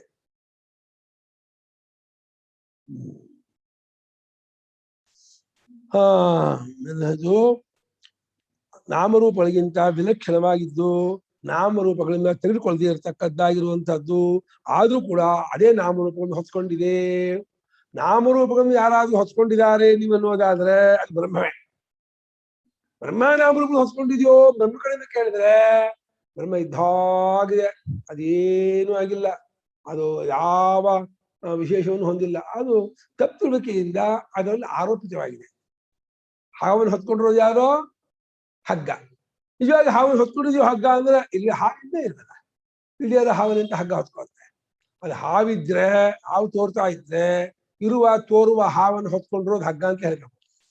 ಹಾಗೆ ನಾಮರೂಪಗಳು ಇದೆ, ನಾಮರೂಪಗಳು ತೋರ್ತಾ ಇದೆ ಅಂದ್ರೆ ಅದನ್ನ ಬ್ರಹ್ಮವೇ ಹೊತ್ಕೊಂಡಿರೋದು, ಬ್ರಹ್ಮದಲ್ಲೇ ಇರೋದು. ಎಲ್ರಿ ಬ್ರಹ್ಮ ಒಂದೇ ಅಲ್ಲೇ ಇರೋದು, ಬ್ರಹ್ಮಕ್ಕಿಂತ ಬೇರೆ ಏನು ಇಲ್ವೇ ಇಲ್ವಾ ಅಲ್ವೇನ್ರಿ ಅಂತಂದ್ರೆ ಅವಾಗ ಆ ನಾಮರೂಪಗಳು ಇಲ್ಲ, ಹೊತ್ಕೊಳ್ಳೋದು ಇಲ್ಲ. ನೀವು ಎಷ್ಟು ತಿಳ್ಕೊಂಡಿದ್ರೋ ತಕ್ಕಂಥ ಉತ್ತರ. ನಾಮರೂಪಗಳು ಇದೆ, ಅದೆಲ್ಲ ತೋರ್ತಾ ಇದೆ ಅಂದ್ರೆ ಅದು ಬ್ರಹ್ಮದಲ್ಲಿದೆ, ಬ್ರಹ್ಮದಲ್ಲಿ ತೋರ್ತಾ ಇದೆ, ಬ್ರಹ್ಮ ಹೊತ್ಕೊಂಡಿದೆ ನಾವು ಉತ್ತರ ಕೊಡ್ತೀವಿ. ಇರೋದೆಲ್ಲ ಬ್ರಹ್ಮವೇ ನೀವು ಆಕ್ಷೇಪ ಕೇಳೋದಾದ್ರೆ ಹೌದು, ಅವ ನಾಮರೂಪ ಇಲ್ಲ, ಅದು ಕಲ್ಪಿತ, ಭ್ರಾಂತಿ.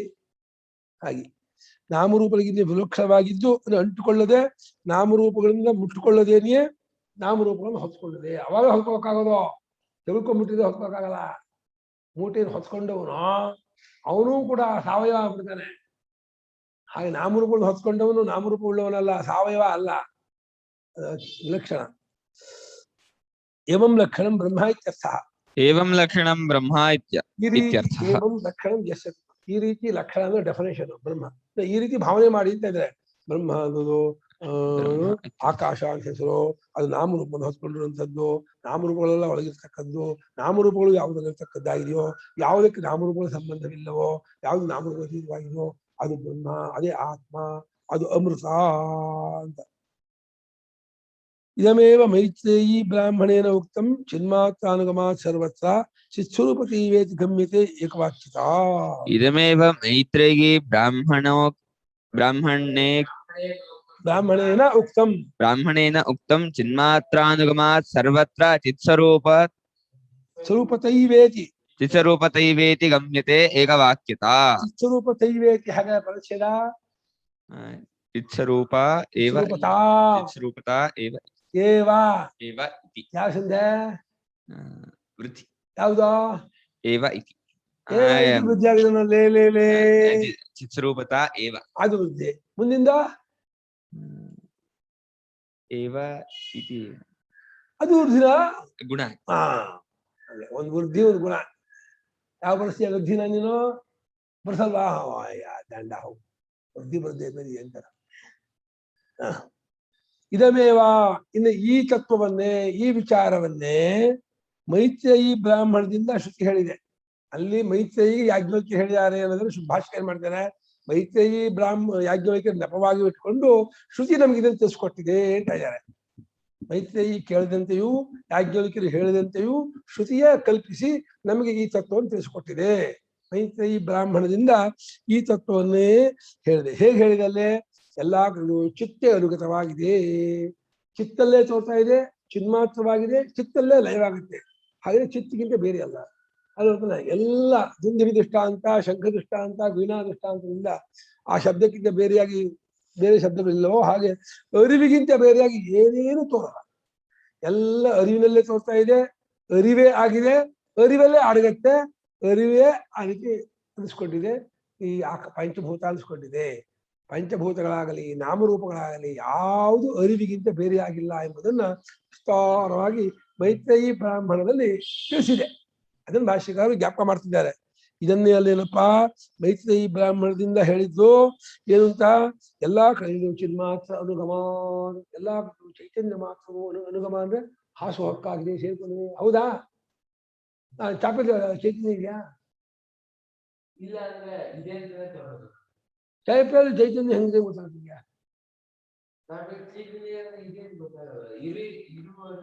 ಇರುವಿದೆ ಅನ್ಬೋದ್ವಾ? ಇದೇ ಗೊತ್ತಾಗೋದು, ಚೈತನ್ಯ ಇದೆ ಗೊತ್ತಾಗ್ತಿದೆಯಾ? ಏನು ಯಾವ್ದು ವಿಕಾರ ಆಗ್ತಾ? ಚಾಪೆ ವಿಕಾರ ಅಲ್ಲ, ಚೈತನ್ಯ ಇದೆ ಹೆಂಗ್ ಗೊತ್ತಾಗ್ತದೆ ನಿಂಗೆ? ಅದರಲ್ಲೇ ನಮ್ ಪ್ರಶ್ನೆ ಅರ್ಥ ಆಯ್ತಾ? ಚೈತನ್ಯ ಚಾಪೆಯಲ್ಲಿದೆ, ಪುಸ್ತಕದಲ್ಲಿದೆ, ಬಾಗಿಲಲ್ಲಿದೆ, ಕಲ್ಲು ಬಂಡೆ ಇದೆ, ಹೆಂಗ್ ಗೊತ್ತಾಗ್ತಿದೆ ನಿಮಗೆ? ಅಲ್ಲ, ಚೈತನ್ಯದಲ್ಲೇ ತೋರ್ತಾ ಇದೆ, ಚೈತನ್ಯ ಏರಿಸ್ಬೇಕು, ಚೈತನ್ಯ ಅಡಗುತ್ತೆ, ಅಲ್ಲ ಚೈತನ್ಯ. ಅರಿವು ಬಿಟ್ಟು ತೋರಲ್ಲ ಅಂದ್ರೆ ಅರಿವು ಅಂತ ಹೇಳಿದ ನಾವು. ಗಡಿಗೆ ಯಾವ್ದು ಬಿಟ್ಟು ತೋರಲ್ಲ? ಅದೇ ಗಡಿಗೆನೋ ಹಾಗೆ ಅರಿವು ಬಿಟ್ಟು ತೋರುತ್ತೋ? ಅರಿವು ಡಿಸ್ಕಟ್ ಮಾಡು, ತೋರ್ಸು ಚೈತನ್ಯ ಚಾಪೆನ. ಅರಿವು ತೆಗೆ ಚಾಪೆ ತೋರ್ಸಕ್ಕಾಗ್ತಾನ? ಮತ್ತೇನಾಯ್ತು ಅವಾಗ? ಅರಿವಿಗೆ ಆ ನಾಮರೂಪ ಚಾಪೆ ಹೆಸರು ಕೊಟ್ಟಿರೋದು. ಹೆಸರು ಆಕಾರವು ಅರಿವೇ. ನಿಮ್ಗೆ ಬಾಹ್ಯ ದೃಷ್ಟಿಯಿಂದ ಅರಿವಿಲ್ಲ ಅಂತ ಭ್ರಾಂತಿ ಆಗ್ತಾ ಇದೆಯೇ ಹೊರತು ಅರಿವು ಬಿಟ್ಟು ಕಾರಣಗಳು ಇಲ್ಲ, ನಾಮರೂಪವೂ ಇಲ್ಲ, ಪದಾರ್ಥವೂ ಇಲ್ಲ. ಅರಿವಲ್ಲೇ ತೋರ್ತಾ ಇದೆ, ಅರಿವೇ ಆಗಿದೆ, ಅರಿವಲ್ಲೇ ಅಡಗ್ತಾ ಇದೆ. ನೀವು ನೋಡೋದು ಬಿಟ್ಟೆ ಇರ್ಕೊ ಚಾಪೆನ, ಪುಸ್ತಕ ನೋಡಿದ್ರೆ ನಿಮ್ಕೊ ಚಾಪೆ ಏನಾಯ್ತು? ಅರಿವು ಅಡಗುತ್ತು ಅಂತ ಅರ್ಥ. ಕನಸು ಎಲ್ಲ ತೋರ್ತಾ ಇದ್ದಿದ್ದಲ್ಲೇ ಅರಿವಲ್ಲೇ ತೋರ್ತಾ ಇದ್ದು, ಕನಸು ಅರಿವಲ್ಲೇ ಇದ್ದದ್ದು. ಎಚ್ಚೆತ್ಕೊಳ್ಳೆ ಅರಿವಲ್ಲೇ ಅಡಗೋದು. ಆ ಗ್ಯಾಪ್ ಇಟ್ಕೊ, ಏನೇನೋ ಹುಚ್ಚು ಚಾವು ತಗೊಳ್ಬೇಡ. ಅದಾಯ್ತಾ? ಚಿನ್ಮಾತ್ರ ಅನುಗಮ, ಅನುಗಮನೇನೋ ಅನುಸರಿಸ್ಕೊಂಡು ಹೋಗಿದೆ, ಫಾಲೋ ಆಗಿದೆ. ಚೈತನ್ಯ ಮಾತ್ರವೇ. ಸರಿ ಸೂಕ್ಷ್ಮವಾಗಿ ನೋಡಿದ್ರೆ ಅರಿವೇ.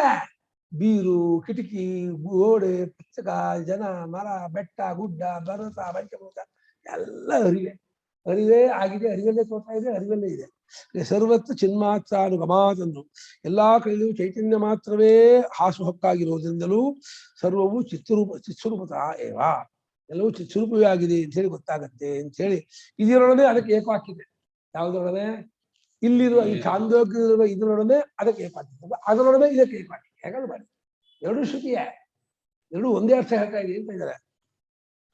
ಕಥಂ ತದವಗಮ್ಯತೆ ಇತಿ ಆಹಾ. ಕಥಂ ತದವಗಮ್ಯತೆ ಇತಿ ಹೆಂಗ್ ಆಹಾ. ಗೊತ್ತಾಗುತ್ತೆ? ಇದು ಎಲ್ಲವೂ ಚಿನ್ಮಾತ್ರಾನುಗತವಾಗಿದೆ. ಎಲ್ಲವೂ ಚೈತನ್ಯಕ್ಕೆ ಬೇರೆಯಾಗಿಲ್ಲ. ಚೈತನ್ಯಕ್ಕೆ ಎಲ್ಲ ಹೆಸರು, ನಾಮರೂಪಗಳು ಚೈತನ್ಯ ಮಾತ್ರವೇ ಆಗಿದೆ. ಚೈತನ್ಯ ಬ್ರಹ್ಮವೇ ನಾಮರೂಪ ತಗೊಳ್ತಾ ಇದೆ, ಅದಕ್ಕೆ ಅದು ಅಂಟ್ಕೊಂಡಿಲ್ಲ. ಅದು ಹೆಂಗ್ ಗೊತ್ತಾಗತ್ತೆ ಅಂತ ಕೇಳಿದ್ರೆ ಆಹಾ ಆಹಾ ಹೇಳುತ್ತೆ. ಸ ಆತ್ಮ. ಸ ಆತ್ಮ. ಆತ್ಮ ಅಂದ್ರೆ ಆಪ್ನೋತಿ ಆತ್ಮ. ಅವನು ಎಲ್ಲವೂ ತುಂಬಿಕೊಂಡಿದ್ದಾನೆ. ಆತ್ಮ ಅವನೇ ನಮ್ಮ ಸ್ವರೂಪ, ಅವನೇ ತುಂಬಿಕೊಂಡಿದ್ದಾನೆ. ಅತತಿ ಅತ್ತಿ ಆಪ್ನೋತಿ ಆದತ್ತೆ ಆತ್ಮ. ಅವನೇ ಅವನು ಆತ್ಮ ಇರುವು ಅರಿವಿನಿಂದ ಎಲ್ಲವೂ ತುಂಬಿಕೊಂಡಿದ್ದಾನೆ. ಎಲ್ಲವನ್ನೂ ತನ್ನನ್ನು ಅಡಗಿಸ್ಕೊಳ್ತಾ ಇದ್ದಾನೆ. ಎಲ್ಲವನ್ನೂ ಅವನು ಅನುಭವಿಸ್ತಾ ಇದ್ದಾನೆ. ಹಾಗಾಗಿ ಅವನ ಆತ್ಮನಾಗಿರೋದ್ರಿಂದ ಅವನು ಪ್ರಸಿದ್ಧನಾಗಿದ್ದಾನೆ. ಬೈದಾರೆ ಆತ್ಮ ಹಿ ನಾಮ ಆತ್ಮ ಹಿ ನಾಮ ಸರ್ವಜಂತೂನಾಂ ಪ್ರತ್ಯಕ್ಷೇತನಃ ಸರ್ವಜಂತೂನಾಂ ಪ್ರತ್ಯಕ್ಷೇತನಃ ಸಂವೇದ್ಯ ಪ್ರಸಿದ್ಧಃ. ಸಂವೇದ್ಯ ಪ್ರಸಿದ್ಧಃ. ಆತ್ಮ ಆತ್ಮ ಅಂತಂದ್ರೆ ಎಲ್ಲಾ ಜಂತುಗಳಿಗೂ ಮನುಷ್ಯನಿಗೂ ಒಳಗಿರುವ ಚೇತನವು ಅಂತ. ಆತ್ಮ ಶಬ್ದಕ್ಕೆ ಕನ್ನಡದ ಅರ್ಥ ಏನು ಹೇಳ? ಅಲ್ಲ, ತಾನು. ನಾನು ತಾನು ಏನು ವ್ಯತ್ಯಾಸ? ಹೇಳಬೇಕು. ಅಹಂ ಪ್ರತ್ಯಯ ಇದೆಯಲ್ಲ. ಕನ್ನಡ ನಾನು ಸಂಸ್ಥೆ ಏನಂತಾರೆ? ಅಹಂ ಪ್ರತ್ಯಯ. ಅಹಂ ಪ್ರತ್ಯಯ ಅದಕ್ಕೆ ಕನ್ನಡ ಟ್ರಾನ್ಸ್ಲೇಷನ್ ನಾನು ಅಂತ. ಅಹಂ ಅನ್ನೋದು ನಾನು, ಆದ್ರೆ ತಾನು ಅನ್ನೋದು ಆತ್ಮ. ನಾನುಗಿಂತಲೂ ವ್ಯಾಪಕ ತಾನು ಅನ್ನೋದು, ಅಹಮ್ಮಕ್ಕಿಂತಲೂ ವ್ಯಾಪಕವಾಗಿದೆ ಆತ್ಮ ಅನ್ನೋದು. ಅದು ಅಹಂಕಾರನೂ ವ್ಯಾಪಿಸ್ಕೊಂಡಿದೆ. ಅಹಂಕಾರ ಒಂದು ವೃತ್ತಿ, ನಾನು ಅನ್ನೋದು ಅದು ಪರಿಚ್ಛಿನ್ನ. ಅದು ಆತ್ಮ ಅನ್ನೋದು ಪರಿಚ್ಛಿನ್ನವಲ್ಲ. ಆತ್ಮ ಅನ್ನೋದು ನಾನು ಅನ್ನೋದು ಇದೆ, ಚಿತ್ತದಲ್ಲೂ ಇದೆ, ಬುದ್ಧಿಯಲ್ಲೂ ಇದೆ, ಮನಸ್ಸಲ್ಲೂ ಇದೆ. ಮನಸ್ಸು, ಬುದ್ಧಿ, ಅಹಂಕಾರ, ಚಿತ್ತ ಅಂತೀವಲ್ಲ, ನಾಲ್ಕರಲ್ಲೂ ಆತ್ಮ ತುಂಬಿಕೊಂಡಿದ್ದಾನೆ. ತುಂಬಿಕೊಂಡವನಿಗೆ ಆತ್ಮ ಅನಿಸಿದ್ರು. ನಾಲ್ಕರ ಮೂಲಕ ಎಲ್ಲವನ್ನೂ ತುಂಬಿಕೊಂಡಂತಹ ಒಂದು ತತ್ವಕ್ಕೆ ಆತ್ಮ. ಹಾಗಾಗಿ ಆತ್ಮ ಅನ್ನೋದು ನಾನು ಅನ್ನೋದಕ್ಕಿಂತ ಒಳಗಿದೆ, ನಾನು ಅನ್ನೋದಕ್ಕೆ ತಡಿಕೆಯಾಗಿದೆ, ನಾನು ಅನ್ನೋದನ್ನು ಬೆಳಗುವಂಥದ್ದಾಗಿದೆ. ಅದರಿಂದ ಆತ್ಮ ಶಬ್ದಕ್ಕೆ ಕನ್ನಡದಲ್ಲಿ ತಾನು ಅಂತ ತಗೋಬೇಕು. ನಾನು ಅನ್ನೋದಕ್ಕೆ ಸಂಸ್ಕೃತದಲ್ಲಿ ಅಹಂ ಅಂತಾರೆ. ಅಹಂ ಶಬ್ದಕ್ಕೆ ನಾನು, ಆತ್ಮ ಶಬ್ದಕ್ಕೆ ತಾನು. ಹೀಗೆ ಬಿಟ್ಕೊಂಡ್ರೆ ಕನ್ಫ್ಯೂಸ್ ಆಗಲ್ಲ. ಅಹಂ ಅನ್ನೋದು ತಾನು ಮಾಡ್ಕೋಬಾರ್ದು, ಆತ್ಮ ಅನ್ನೋದು ನಾನು ಮಾಡ್ಕೋಬಾರ್ದು. ಆತ್ಮ ಅನ್ನೋದು ತಾನು, ಅಹಂ ಅನ್ನೋದು ನಾನು. ನಾನು ಸ್ವಲ್ಪ ಬಾಹ್ಯ, ಅದು ಪರಿಚ್ಛಿನ್ನ, ಅದು ವೃತ್ತಿ ರೂಪ, ಅದು ದೃಶ್ಯ. ಆತ್ಮ ಅನ್ನೋದು ಪ್ರತ್ಯಕ್ಕಾಗಿದೆ, ವ್ಯಾಪಕವಾಗಿದೆ ಮತ್ತು ದೃಕ್ಕಾಗಿದೆ. ದೃಕ್ ಸ್ವರೂಪ ಅದು ಬಹಳ ಸೂಕ್ಷ್ಮ ತತ್ವ. ಆತ್ಮ ಎಲ್ಲವೂ ತುಂಬಿಕೊಂಡ ವ್ಯಾಪಿಸ್ಕೊಂಡಂತಹ ಸ್ವರೂಪ ಅದು. ಹಾಗಾದ್ರಿಂದ ಆತ್ಮ ಹಿ ನಾಮ, ಹಿ ಅನ್ನೋದು ಪ್ರಸಿದ್ಧ ಅಲ್ವೇನಪ್ಪ. ಆತ್ಮ ಆತ್ಮ ಅಂತಿದೆಯಲ್ಲ, ಅದು ಹೀಗಿದೆಯಲ್ವೇ? ಹೇಗಿದೆ? ಸರ್ವ ಜಂತೂನಾಂ ಪ್ರತ್ಯಕ್ಷೇತನಃ. ಸಮಸ್ತ ಪ್ರಾಣಿಗಳು ಒಳಗಿರುವ ಚೈತನ್ಯ. ಒಳಗೆ ಅಂದ್ರೆ ಅಲ್ಲೂ ಅಷ್ಟೇ, ಡಬ್ಬಿ ಒಳಗೆ ಇನ್ನೊಂದು ಡಬ್ಬಿ ಅಥವಾ ಡಬ್ಬಿ ಒಳಗೆ ಉಂಗುರ ಹಾಗಲ್ಲ. ಈ ಪಂಚ ಒಳಗೆ ನೂಲು ಹತ್ತಿರೋ ಹಾಗೆ ಎಲ್ಲದರ ತಿರುಳಾಗಿದೆ ಅಂತ ಅರ್ಥ. ಸಮಸ್ತ ಜಂತುಗಳಿಗೂ ಸಮಸ್ತ ಪದಾರ್ಥಗಳಿಗೂ ತಿರುಳಾಗಿದೆ. ಅರಿವು ಇರುವಿನ ರೂಪದಿಂದ ಎಲ್ಲವನ್ನೂ ತುಂಬಿಕೊಂಡ್ಬಿಟ್ಟಿದೆ. ಅರಿವು ಇರುವು ಅನ್ನೋದೇ ಆತ್ಮ, ಅದೇ ಬ್ರಹ್ಮ, ಅದೇ ಚೇತನ. ಆ ಅರಿವಿನ ಇರುವ ರೂಪದಿಂದ ಒಳಗಿನ ಚೇತನಾಗಿದ್ದು ಸ್ವಸಂವೇದ್ಯ ಅಂತ. ಅನ್ಯವೇದ್ಯ ಅಲ್ಲ. ಮತ್ತೊಂದು ಅಹಂ ಅನ್ನೋದು ಸಾಕ್ಷಿ ಗೊತ್ತಾಗುತ್ತಲ್ಲ, ಆತ್ಮ ಇನ್ನೊಂದು ಗೊತ್ತಾಗಲ್ಲ. ಆತ್ಮನಾಗಿ ಆತ್ಮ ಗೊತ್ತಾಗಬೇಕೆ ಹೊರತು ಆತ್ಮನ ಮತ್ತೆ ಆಬ್ಜೆಕ್ಟ್ ಆಗೋಲ್ಲ, ಆತ್ಮ ಮತ್ತೆ ವಿಷಯ ಆಗಲ್ಲ. ಆತ್ಮನಾಗಿರೋದ್ರಿಂದ ಅದೇ ಹೀಗೆ ಬೆಳಕೆ ಸ್ವತಃ ಪ್ರಕಾಶಕವೋ, ಆತ್ಮನೇ ಸ್ವತಃ ಅರಿವಿನ ರೂಪದವನಾದ್ರಿಂದ ಆತ್ಮನು ಅರಿಸಿಕೊಂಡು ಅರಿಯಲ್ಪಡುವನಾಗುವುದಿಲ್ಲ, ಅರ್ಥವನಾಗುವುದಿಲ್ಲ. ಅವನ ಅರಿವಿನ ಸ್ವರೂಪದವನಾಗಿ ನಾನು ಅನ್ನೋದು ಸ್ಪಷ್ಟ, ನಾನು ಅನ್ನೋದು ಅಧ್ಯಾತಮ, ಸ್ಪಷ್ಟತಮ, ಪ್ರಮಾಣ ನಿರಪೇಕ್ಷವಾಗಿ ಸಿದ್ಧವಾಗಿರುವನು. ಪ್ರಮಾಣ ಬೇಕಿಲ್ಲ ತಾನು ಅನ್ನೋದಕ್ಕೆ, ಸ್ವತಃ ಸಿದ್ಧ ಅದು. ಹಾಗಾಗಿ ತನ್ನಷ್ಟಿಗೆ ತಾನು ತಿಳಿದು ಬರುವನು ಸ್ವಸಂವೇದ್ಯ. ಸ್ವಯಮೇವ ಸ್ವಾತ್ಮಾನ ವೇತ್ತಿ ಸ್ವಸಂವೇದ್ಯ. ತಾನೇ ತನ್ನನ್ನು ಅರಿಯುವನಾಗಿದ್ದಾನೆ. ಅಲ್ಲಿ ಅರಿಯುವನು ಕ್ರಿಯೆ ಅಲ್ಲ, ಅದು ಅರಿವು ಅನ್ನೋದು ಅನುಭವ. ಅನುಭವ ಅಂತಂದಿದ್ದು ಒಂದು ಅಧ್ಯಾತ್ಮವೇ. ನಿಜವಾಗಿ ಅದು ಅನುಭವವೂ ಆಗೋದಲ್ಲ. ಸಕ್ಕರೆ ಸಿಹಿ ಅನುಭವ ಆಗುತ್ತಲ್ಲ, ಅದಿನ್ನೇನೋ ಅದಕ್ಕೆ ಅನುಭವ ಆಗಲ್ಲ, ಅನುಭವ ಸ್ವರೂಪ ಅದು.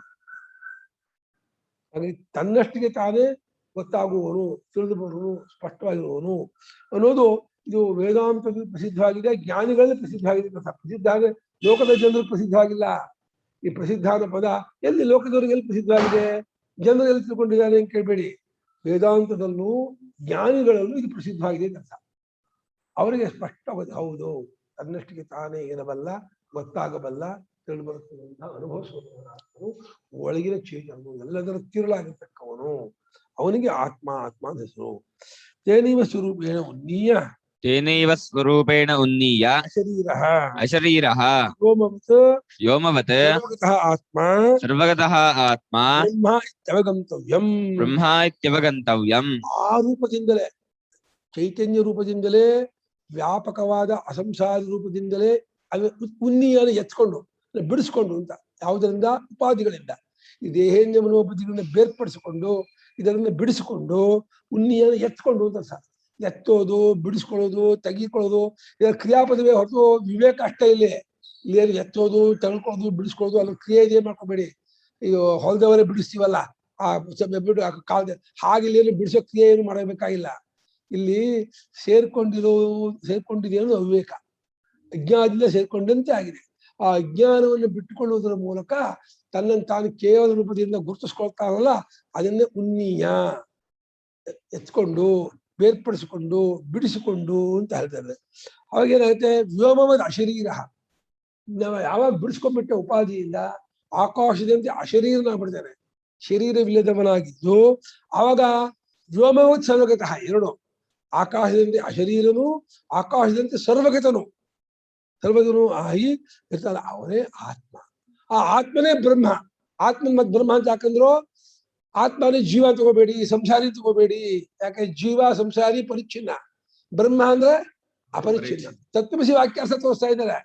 ತ್ವಂ ಶಬ್ದದಿಂದ ಲಕ್ಷಿತವಾದ ಜೀವನನ್ನ ಬ್ರಹ್ಮ ಅಂತ ಹೇಳ್ತಾ ಸಂಸಾರಿತ್ವವನ್ನು ಬಿಡಿಸುವುದರ ಮೂಲಕ ಅಪರಿಚ್ಛಿನ್ನವಾದ ಅಸಂಸಾರಿಯಾದ ಅನಂತ ತತ್ವದೊಡನೆ ಮರ್ಜಿ ಮಾಡ್ತಾ ಇದೆ, ತಿಳಿಸ್ಕೊಡ್ತಾ ಇದೆ. ಹಾಗೆ ಬ್ರಹ್ಮ ಶಬ್ದದಿಂದ ಪರೋಕ್ಷತ್ವ ಅನಾತ್ಮತ್ವವನ್ನ ಅಹಂ ಶಬ್ದದಿಂದ ವಿಶೇಷಣ ಮಾಡುತ್ತಾ ಆ ಪ್ರತ್ಯಕ್ಷ ಸ್ವರೂಪರಾಗಿದ್ದಾರೆ ಅಂತ ತಿಳಿಸ್ಕೊಡ್ತಾ ಇದೆ. ಈ ಎರಡು ವಿಶೇಷಣವೂ ಕೂಡ ತಮ್ಮ ತಮ್ಮ ತಪ್ಪರ್ಥವನ್ನು ಬಿಡುವ ಮೂಲಕ ಕೂಟಸ್ಥವಾದ ಅಪರೋಕ್ಷವಾದ ಅವಾಕ್ಯಾರ್ಥವಾದ ತತ್ವವನ್ನು ಲಕ್ಷಿಸುತ್ತೆ, ಇಂಡಿಕೇಟ್ ಮಾಡುತ್ತೆ. ಹಾಗೆ ಸರ್ವಗತವು ವ್ಯೋಮವತ್ ಎರಡು ಕಡೆ ತಗೊಳ್ಳಿ. ವ್ಯೋಮವತ್ ಅಶರೀರ, ವ್ಯೋಮವತ್ ಸರ್ವಗತಃ. ಆ ವ್ಯೋಮವತ್ ಮಧ್ಯಮಣಿ ನ್ಯಾಯ. ವ್ಯೋಮವತ್ವನ ಪದವನ್ನ ಮುಂದಕ್ಕೂ ಹಿಂದಕ್ಕೂ ಅನ್ವಯ ಮಾಡ್ಕೊಳ್ಳಿ. ಆಕಾಶದಂತೆಯೇ ಅಶರೀರನೂ ಸರ್ವಗತನೂ ಆಗಿರ್ತಕ್ಕಂಥವನು ಆತ್ಮನು. ಅಂಥ ಆತ್ಮನು ತನ್ನ ರೂಪದಿಂದ ಅದನ್ನು ಎತ್ಕೊಂಡು ಬಿಡಿಸ್ಕೊಂಡು ಬೇರ್ಪಡಿಸಿಕೊಂಡು ಅದೇ ಆತ್ಮನು, ಅದೇ ಬ್ರಹ್ಮ, ಅದೇ ತಾನು ಅಂತೇಳಿ ಅದು ಸೆಟ್ಲ್ ಆಗ್ಬಿಡ್ಬೇಕು. ಅದು ಸೆಟ್ಲ್ ಆಗೋದು ಏನು? ಅನುಭವದಲ್ಲಿ ಅದು ಕಟ್ಕೊಂಡು ಅಲ್ಲೇ ನೆಲೆ ನಿಂತವನಾಗಿ ಇದಾಗ್ಬಿಡ್ಬೇಕು. ಸೆಟ್ಲ್ ಆದವನೇ, ಅಜ್ಞಾನದಿಂದ ಸೆಟ್ಲ್ ಆಗಿಲ್ಲ. ನಾನು ದೇಹಾದಿಯನ್ನು ಕುಡ್ಕೊಂಡವನು, ನಾನು ಸಂಸಾರಿ ಪರಿಚ್ಛಿನ್ನ ನಿಂತ್ಕೊಂಡ್ಬಿಟ್ಟಿದ್ದಾನೆ. ಏನೋ ಒಂದು ಅನಾದಿ ಕಾಲದ ಒಂದು ಮಾಯೆ, ಒಂದು ಶಾಪದಿಂದ ದೇಹಾಧ್ಯಾತ್ಮ ಭಾವ ಉಂಟಾಗ್ಬಿಟ್ಟಿದೆ. ಇದನ್ನು ವಿವೇಕದಿಂದ ಬೆಲ್ಲ ಬಿಡಿಸ್ಕೊಂಡು ಧ್ಯಾನ ಮಾಡುತ್ತಾ ಸ್ವಸ್ವರೂಪದಲ್ಲಿಯೇ ನೆಲೆ ನಿಂತವನಾಗಬೇಕು. ತಚ್ಚ ಆತ್ಮ ಬ್ರಹ್ಮ ಅಮೃತಂ ಅಮರಣ ಧರ್ಮ. ತಚ್ಚ ಆತ್ಮ ಬ್ರಹ್ಮ ಅಮೃತಂ ಅಮರಣ ಧರ್ಮ.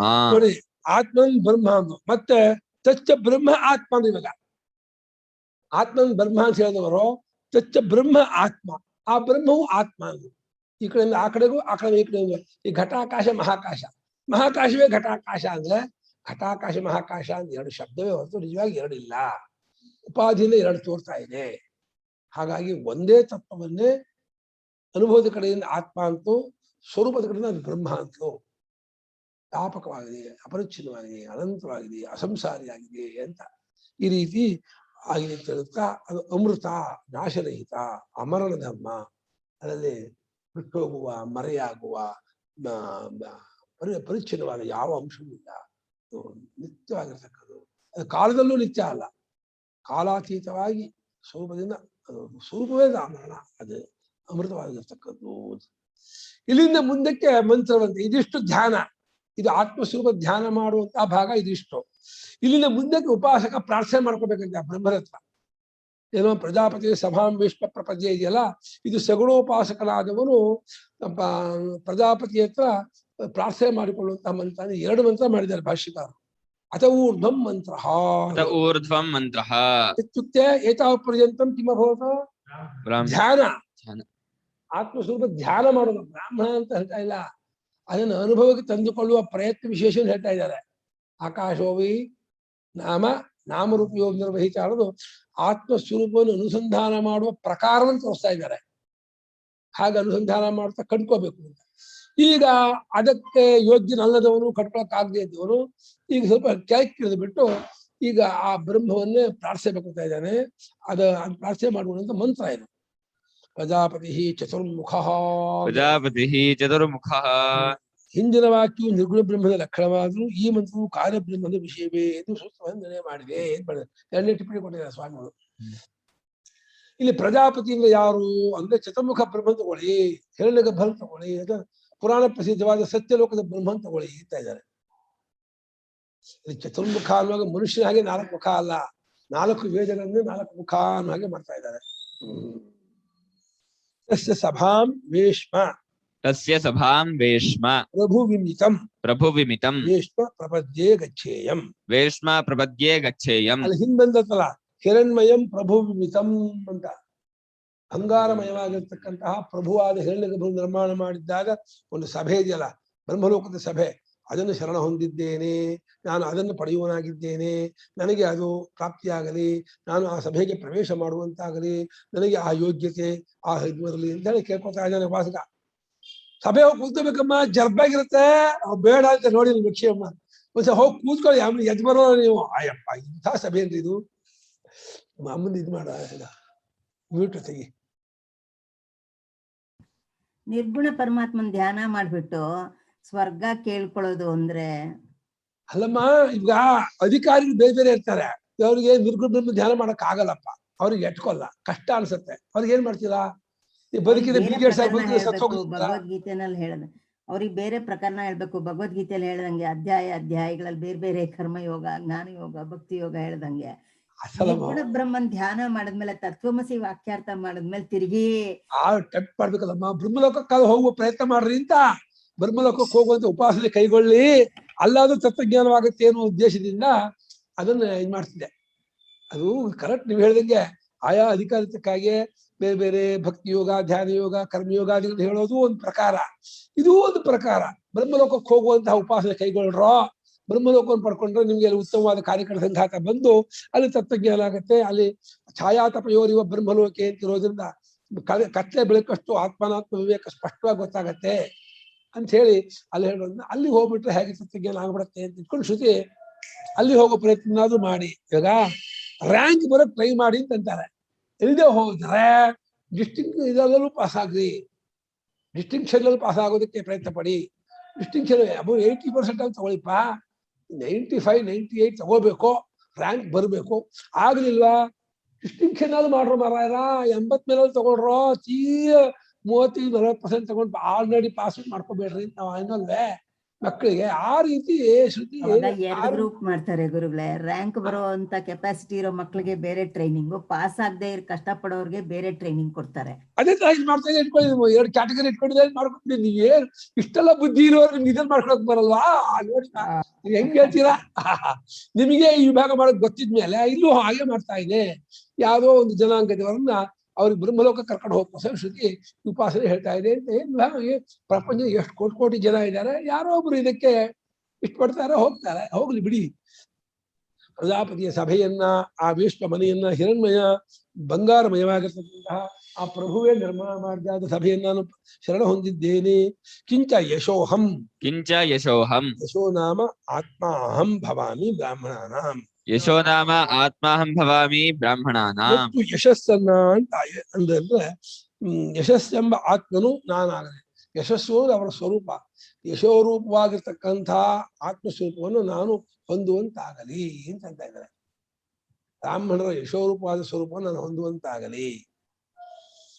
ಅಂದ್ರೆ ಬ್ರಾಹ್ಮಣ ಏವ ಹಿ ವಿಶೇಷತಃ ತಮ್ ಉಪಾಸತೆ. ಬ್ರಾಹ್ಮಣ ಏವ ಹಿ ವಿಶೇಷತಃ ತಮ್ ಉಪಾಸತೆ. ಬ್ರಾಹ್ಮಣರಲ್ಲಿ ವಿಶೇಷವಾಗಿ ಆ ಪರಮಾತ್ಮನ ಉಪಾಸನೆ ಮಾಡ್ತಾರೆ.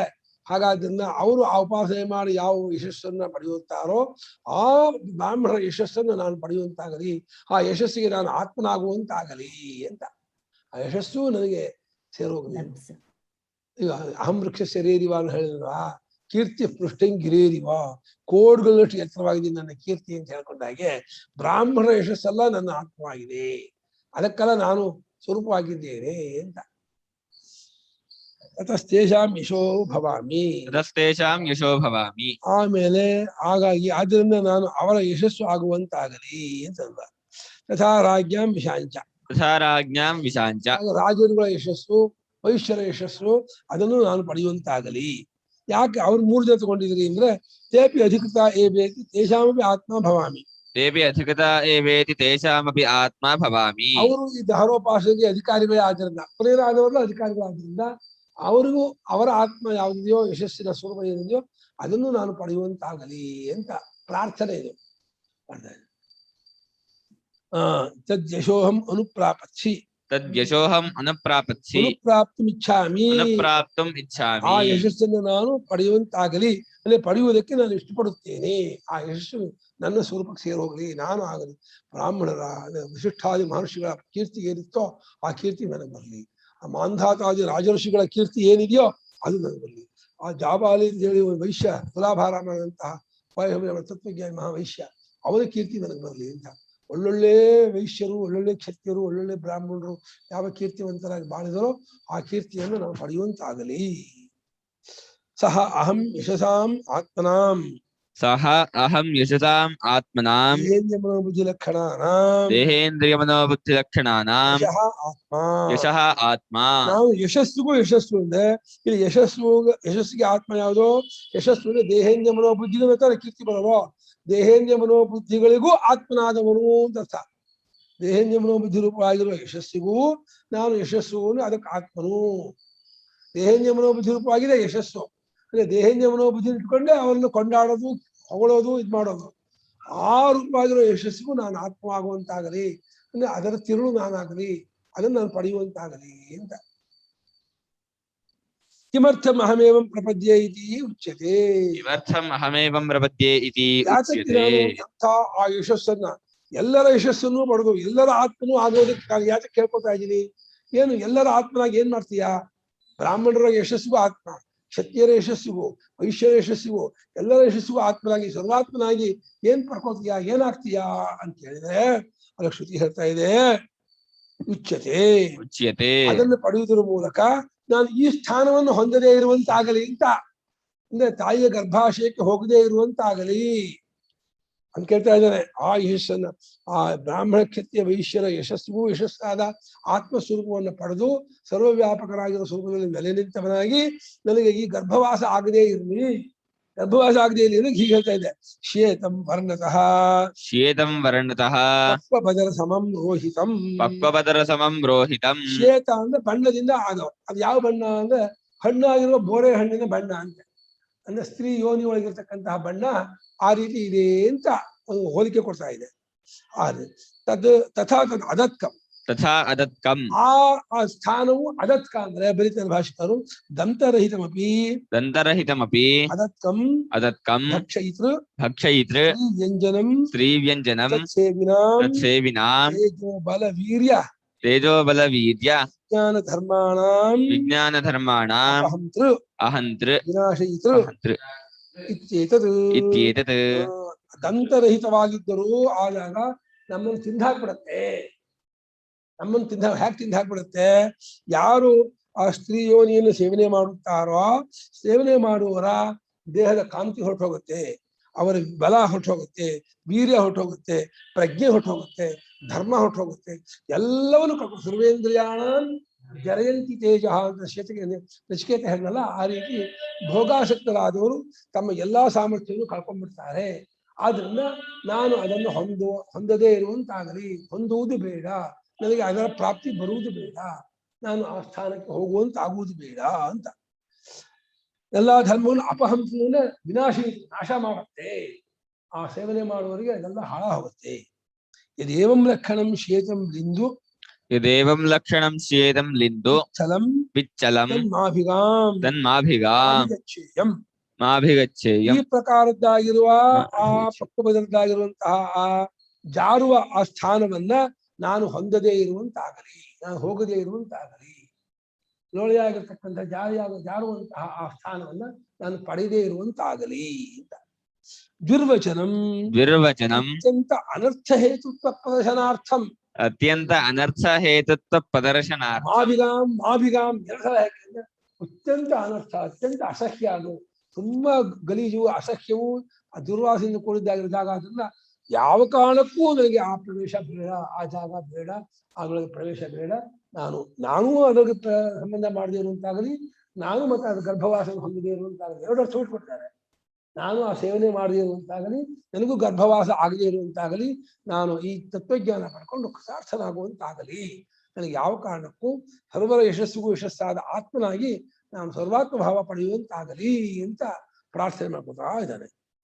ತದ್ಧೈತದ್ ಬ್ರಹ್ಮ ಪ್ರಜಾಪತಿಯ ಉವಾಚ ಪ್ರಜಾಪತಿರ್ಮನವೇ ಮನಃ ಪ್ರಜಾಭ್ಯಃ ಆಚಾರ್ಯಕುಲಾದ್ವೇದಮಧೀತ್ಯ ಯಥಾ ವಿಧಾನಂ ಗುರೋಃ ಕರ್ಮಾತಿಶೇಷೇಣ ಅಭಿಸಮಾವೃತ್ಯ ಕುಟುಂಬೇಷು ಚ ದೇಶೇ ಸ್ವಾಧ್ಯಾಯಮಧೀಯಾನಃ ಧಾರ್ಮಿಕಾನ್ ವಿದಧತ್ ಆತ್ಮನಿ ಸರ್ವೇಂದ್ರಿಯಾಣಿ ಸಂಪತಿಷ್ಠಾಪ್ಯ ಅಹಿಂಸನ್ ಸರ್ವಭೂತಾನಿ ಅನ್ಯತ್ರ ತೀರ್ಥೇಭ್ಯಃ ಸಕಲವೇವಂ ವರ್ತಯನ್ ಯಾವದಾಯುಷಂ ಬ್ರಹ್ಮಲೋಕಮಪಿ ಸಂಪದ್ಯತೆ ನ ಪುನರಾವರ್ತತೆ. ತದ್ಧೈ ತದ್ಬ್ರಹ್ಮ ಪ್ರಜಾಪತಿಗ ಉವಾಚ ಪ್ರಜಾಪತಿರ್ಮನವೇ ಮನಃ ಪ್ರಜಾಭ್ಯಃ ಆಚಾರ್ಯಕುಲಾದ್ ವೇದಮಧೀತ್ಯ ಯಥಾ ವಿಧಾನಂ ಗುರೋಃ ಕರ್ಮಾತಿಶೇಷೇಣ ಅಭಿಸಮಾವೃತ್ಯ ಕುಟುಂಬೇಷು ಚ ದೇಶೇ ಸ್ವಾಧ್ಯಾಯಮಧೀಯಾನಃ ಧಾರ್ಮಿಕಾನ್ ವಿದಧತ್ ಆತ್ಮನಿ ಸರ್ವೇಂದ್ರಿಯಾಣಿ ಸಂಪತಿಷ್ಠಾಪ್ಯ ಅಹಿಂಸನ್ ಸರ್ವಭೂತಾನಿ ಅನ್ಯತ್ರ ತೀರ್ಥೇಭ್ಯಃ ಸಕಲವೇವಂ ವರ್ತಯನ್ ಯಾವದಾಯುಷಂ ಬ್ರಹ್ಮಲೋಕಮಪಿ ಸಂಪದ್ಯತೆ ನ ಚ ಪುನರಾವರ್ತತೆ. ತತ್ ಹ ಏತತ್ ಬ್ರಹ್ಮ ಪ್ರಜಾಪತಿಗೆ ಉವಾಚ ಪ್ರಜಾಪತಿಃ ಮನವೇ ಮನುಃ ಪ್ರಜಾಭ್ಯಃ ಆಚಾರ್ಯಕುಲಾತ್ ವೇದಂ ಅಧೀತ್ಯ ಯಥಾ ವಿಧಾನಂ ಗುರೋಃ ಕರ್ಮಾತಿಶೇಷೇಣ ಅಭಿಸಮಾವೃತ್ಯ ಕುಟುಂಬೇ ಶುಚೌ ದೇಶೇ ಸ್ವಾಧ್ಯಾಯಂ ಅಧೀಯಾನಃ ಧಾರ್ಮಿಕಾನ್ ವಿದಧತ್ ಆತ್ಮನಿ ಸರ್ವೇಂದ್ರಿಯಾಣಿ ಸಂಪ್ರತಿಷ್ಠಾಪ್ಯ ಅಹಿಂಸನ್ ಸರ್ವಭೂತಾನಿ ಅನ್ಯತ್ರ ತೀರ್ಥೇಭ್ಯಃ ಸಹ ಖಲು ಏವಂ ವರ್ತಯನ್ ಯಾವತ್ ಆಯುಷಂ ಬ್ರಹ್ಮಲೋಕಂ ಅಭಿಸಂಪದ್ಯತೆ ನ ಚ ಪುನಃ ಆವರ್ತತೆ ಇದನ್ನು ಗುರುವಂಶ ಛಾಂದೋಗ್ಯ ಹೇಳ್ತಕ್ಕಂತಹ ಈ ದಹರ ವಿದ್ಯೆಯನ್ನು, ದಹರೋಪಾಸನೆಯನ್ನು ಗುರು ಪರಂಪರೆ ಹೇಳ್ತಾ ಇದ್ದಾರೆ. ಯಾರು ಹೇಳ್ಕೊಟ್ರು ಅಂತ. ಬ್ರಹ್ಮನು ಪ್ರಜಾಪತಿ ಹೇಳ್ಕೊಟ್ಟ, ಚತುರ್ಮುಖ ಬ್ರಹ್ಮನು ಪ್ರಜಾಪತಿ ಹೇಳ್ಕೊಟ್ಟ, ಪ್ರಜಾಪತಿ ಮನು ಹೇಳ್ಕೊಟ್ಟಂತೆ, ಮನು ಋಷಿಗಳಿಗೆ, ಪ್ರಜಾಭ್ಯಾಸಿ ಋಷಿಗಳಿಗೆ ಹೇಳ್ಕೊಟ್ಟ ಅಂತ ಈ ಪರಂಪರೆಯಿಂದ ಬಂದಂತಹದ್ದು ಈ ಮಧುವಿದ್ಯೆ, ಇದು ದಹರ ವಿದ್ಯೆ ಅಂತ ಹೊಗಳ್ತಾ ಈ ಅಷ್ಟಾಧ್ಯಾಯ ರೂಪವಾದ ಇಡೀ ಛಾಂದೋಗ್ಯ ತಗೊಂಡ್ರು ಆಗತ್ತೆ. ಈ ಪ್ರಕರಣ ತಗೊಂಡ್ರೆ ದಹರ ವಿದ್ಯೆಗೆ ಆಗತ್ತೆ. ಇಲ್ಲ ಓಮಿತ್ಯ ಕರ್ಮ ಆರಂಭದಿಂದ ಛಾಂದೋಗ್ಯ ಇಲ್ಲಿಂದ ಇಲ್ಲಿವರೆಗೂ ತಗೊಂಡ್ರೆ ಈ ಇಡೀ ಛಾಂದೋಗ್ಯೋಪನಿಷತ್ತನ್ನ ಬ್ರಹ್ಮ ವಿರಾಟ್ ಪುರುಷ ಹೇಳ್ದ, ವಿರಾಟ್ ಪುರುಷ ದೇವತೆಗಳು ಋಷಿಗಳಿಂದ ಪ್ರಜೆಗಳಿಗೆ ಬಂತು ಅಂತ ಹೀಗೆ ಮಾಡಿಕೊಂಡು ಇದನ್ನ ಆಚಾರ್ಯ ಕುಲದಲ್ಲಿ ಗುರು ಶಿಷ್ಯನು ಹೋಗಿ ಗುರುಕುಲ ವಾಸ ಮಾಡಿ ವೇದಾಧ್ಯಯನ ಮಾಡಿ ಯಥಾವಿಧಾನ ಅಂದ್ರೆ ಶಾಸ್ತ್ರದಲ್ಲಿ ವಿಧಿಸಿದ ರೀತಿಯಿಂದ, ಶಾಸ್ತ್ರದಲ್ಲಿ ಗೊತ್ತು ಮಾಡುವ ರೀತಿಯಿಂದ ಅಲ್ಲೇ ವಾಸವಾಗಿದ್ದು ಬ್ರಹ್ಮಚರ್ಯದಲ್ಲಿ ಇದ್ದುಕೊಂಡು ಆಮೇಲೆ ಗುರುವಿನ ಕರ್ಮವನ್ನು ಮಾಡಿ ಉಳಿದ ಸಮಯದಲ್ಲಿ ತನ್ನ ವೇದಾಧ್ಯಯನ ಮಾಡಿ ಕಂಠಸ್ಥ ಮಾಡಿಕೊಂಡು ಆಮೇಲೆ ಅಭಿಸಮಾವರ್ತ್ಯಾನೇನೋ ಸಮಾವರ್ತನೆ ಮಾಡಿಕೊಂಡು ಸ್ನಾತಕನಾಗಿ ಗುರುಕುಲದಿಂದ ಮನೆಗೆ ಬಂದು ಕುಟುಂಬೇ ತಾನು ಗೃಹಸ್ಥನಾದವನಾಗಿ ಶುದ್ಧವಾದ ದೇಶದಲ್ಲಿ ತಾನು ವಾಸ ಮಾಡಿಕೊಂಡಿದ್ದು ಅಲ್ಲಿ ಪ್ರತಿನಿತ್ಯ ವೇದಾಧ್ಯಯನವನ್ನು ಮಾಡುತ್ತಾ ಗುರುಕುಲ ತಾನು ಅಧ್ಯಯನ ಮಾಡಿದ್ದಾಗ ವೇದ ಶಾಸ್ತ್ರ ಎಲ್ಲವನ್ನೂ ಅಧ್ಯಯನ ಮಾಡುತ್ತಾ ತನ್ನ ಮಕ್ಕಳಿಗೂ ಧಾರ್ಮಿಕ ಧರ್ಮ ಮಾರ್ಗವಲ್ಲೇ ವಿಧಾನ ಮಾಡುತ್ತಾ ಮಕ್ಕಳಿಗೂ ಸತ್ಯ ಅಹಿಂಸೆ ಧರ್ಮವನ್ನೇ ಹೇಳ್ಕೊಬೇಕಪ್ಪ, ಯಾವಾಗ ವೈದಿಕ ಮಾರ್ಗದಲ್ಲೇ ಇರಬೇಕು ಎಂಬುದನ್ನ ಮಕ್ಕಳಿಗೂ ಅದನ್ನು ಉಂಟು ಮಾಡುತ್ತಾ ತಾನು ತನ್ನ ಆತ್ಮನಲ್ಲಿ ತನ್ನ ಹೃದಯದಲ್ಲಿ ಎಲ್ಲಾ ಇಂದ್ರಿಯವನ್ನು ಅಡಗಿಸಿಕೊಂಡು ಅಲ್ಲಿ ಸಂಪ್ರತಿಷ್ಠಾಪ್ಯಾಗಿ ಅಲ್ಲೇ ನೆಲೆ ನಿಂತು ಯಾವ ಭೂತಗಳನ್ನು ಹಿಂಸೆ ಮಾಡದೆ ಅನ್ಯತ್ರ ತೀರ್ಥಭ್ಯ ಶಾಸ್ತ್ರ ಅನುಜ್ಞೆ ಕೊಟ್ಟ ಜಾಗ ಬಿಟ್ಟು, ಶಾಸ್ತ್ರದಲ್ಲಿ ಅಗ್ನಿ ಸೋಮಿಯಂ ಪಶುಮಾಲ ಭೇದ ಸೋಮಿ ಆಗಿದ್ದಲ್ಲಿ ಅದಕ್ಕೇನು ಮಾಡೋಕ್ಕಾಗಲ್ಲ. ಅಬಾಣ ಶಾಸ್ತ್ರದಲ್ಲಿ ಅಡಿಗೆ ಮಾಡ್ಬೇಕಾದ್ರೆ ಹಿಂಸೆ ಆಗುತ್ತೆ ಒಪ್ಪಟ್ಟಿದೆ, ಪಂಚಮಹಾಯಜ್ಞೆ ಮಾಡ್ಕೊಂಡು ಪರಿಹಾರ ಮಾಡಬೇಕು. ಶಾಸ್ತ್ರ ಅನುಮತಿ ಕೊಟ್ಟ ಜಾಗದಲ್ಲಿ ಹಿಂಸೆ ಮಾಡೋದನ್ನು ಬಿಟ್ಟು ಬಾಕಿ ಜಾಗದಲ್ಲಿ ಹಿಂಸೆ ಮಾಡದೇ ಇರೋದು ಅನ್ಯತ್ರ ತೀರ್ಥ. ತೀರ್ಥ ಅಂದ್ರೆ ಶಾಸ್ತ್ರ ಅನುಜ್ಞಾ ವಿಷಯ ಅಂತ ಅರ್ಥ. ಅನ್ಯತ್ರ ಅಂದ್ರೆ ಅದು ಬಿಟ್ಟು ಬೇರೆ ಕಡೆಯಲ್ಲಿ ಯಾರನ್ನು ಹಿಂಸೆ ಮಾಡದೆ ಸಹ ಅವನು ಏಮ್ ವರ್ತಯನ್ ಖಲು ಹೀಗಿದ್ದುಕೊಂಡಲ್ವೇ ಯಾವ್ದು ಆಯುಷ್ಯ ಟಿಲ್ ಡೆತ್ ಆಯುಷ್ಯ ಮುಗಿಯುವವರೆಗೂ ಇದ್ದವನಾದ್ರೆ ಅವನು ಬ್ರಹ್ಮಲೋಕವನ್ನು ಸೇರಿಕೊಳ್ತಾನೆ, ಅವನು ಮತ್ತೆ ವಾಪಸ್ ಬರೋದಿಲ್ಲ ಅಂತ ಹೇಳ್ತಾ ಅವರು 2 ಸಲ ಹೇಳಿದ್ದು ಇಲ್ಲಿ ಉಪನಿಷತ್ ಮುಗೀತು ಅಂತ ಹೇಳಕ್ಕೆ. ತದ್ ಬ್ರಹ್ಮ ಏತದ್ ಆತ್ಮಜ್ಞಾನಂ ಸ್ವೋಪಕರಣಂ ತದಹ ಏತದ್ ಆತ್ಮಜ್ಞಾನಂ ಸೋಪಕರಣಂ ಓಮಿತ್ಯೇದಕ್ಷರಮಿತ್ಯಾದ್ಯೈಃ ಅಲ್ಲಿಂದ ಒಬ್ಬರು ಭಾಷೆಗಾರರು ಓಮಿತ್ಯೇದಕ್ಷರಮಿತ್ಯಾದ್ಯೈಃ ಸಹೋಪಾಸನೈಃ ಗ್ರಂಥೇನ ತದ್ವಾಚಕೇನ ಗ್ರಂಥೇನ ಅಷ್ಟಾಧ್ಯಾಯಿ ಲಕ್ಷಣೇನ ಅಷ್ಟಾಧ್ಯಾಯೀ ಲಕ್ಷಣೇನ ಇದು ಹೌದು. ಸಹ ಬ್ರಹ್ಮ ಸಹ ಹಿರಣ್ಯಗರ್ಭ ಪರಮೇಶ್ವರೋ ವಾ ಹಿರಣ್ಯಗರ್ಭಃ ಪರಮೇಶ್ವರೋ ವಾ ಪ್ರಜಾಪತಿಯೇ ಕಶ್ಯಪಾಯ ವಾಚ ತದ್ವಾರೇಣ ಪ್ರಜಾಪತಿಗೆ ಕಶ್ಯಪಾಯ ಉವಾಚ.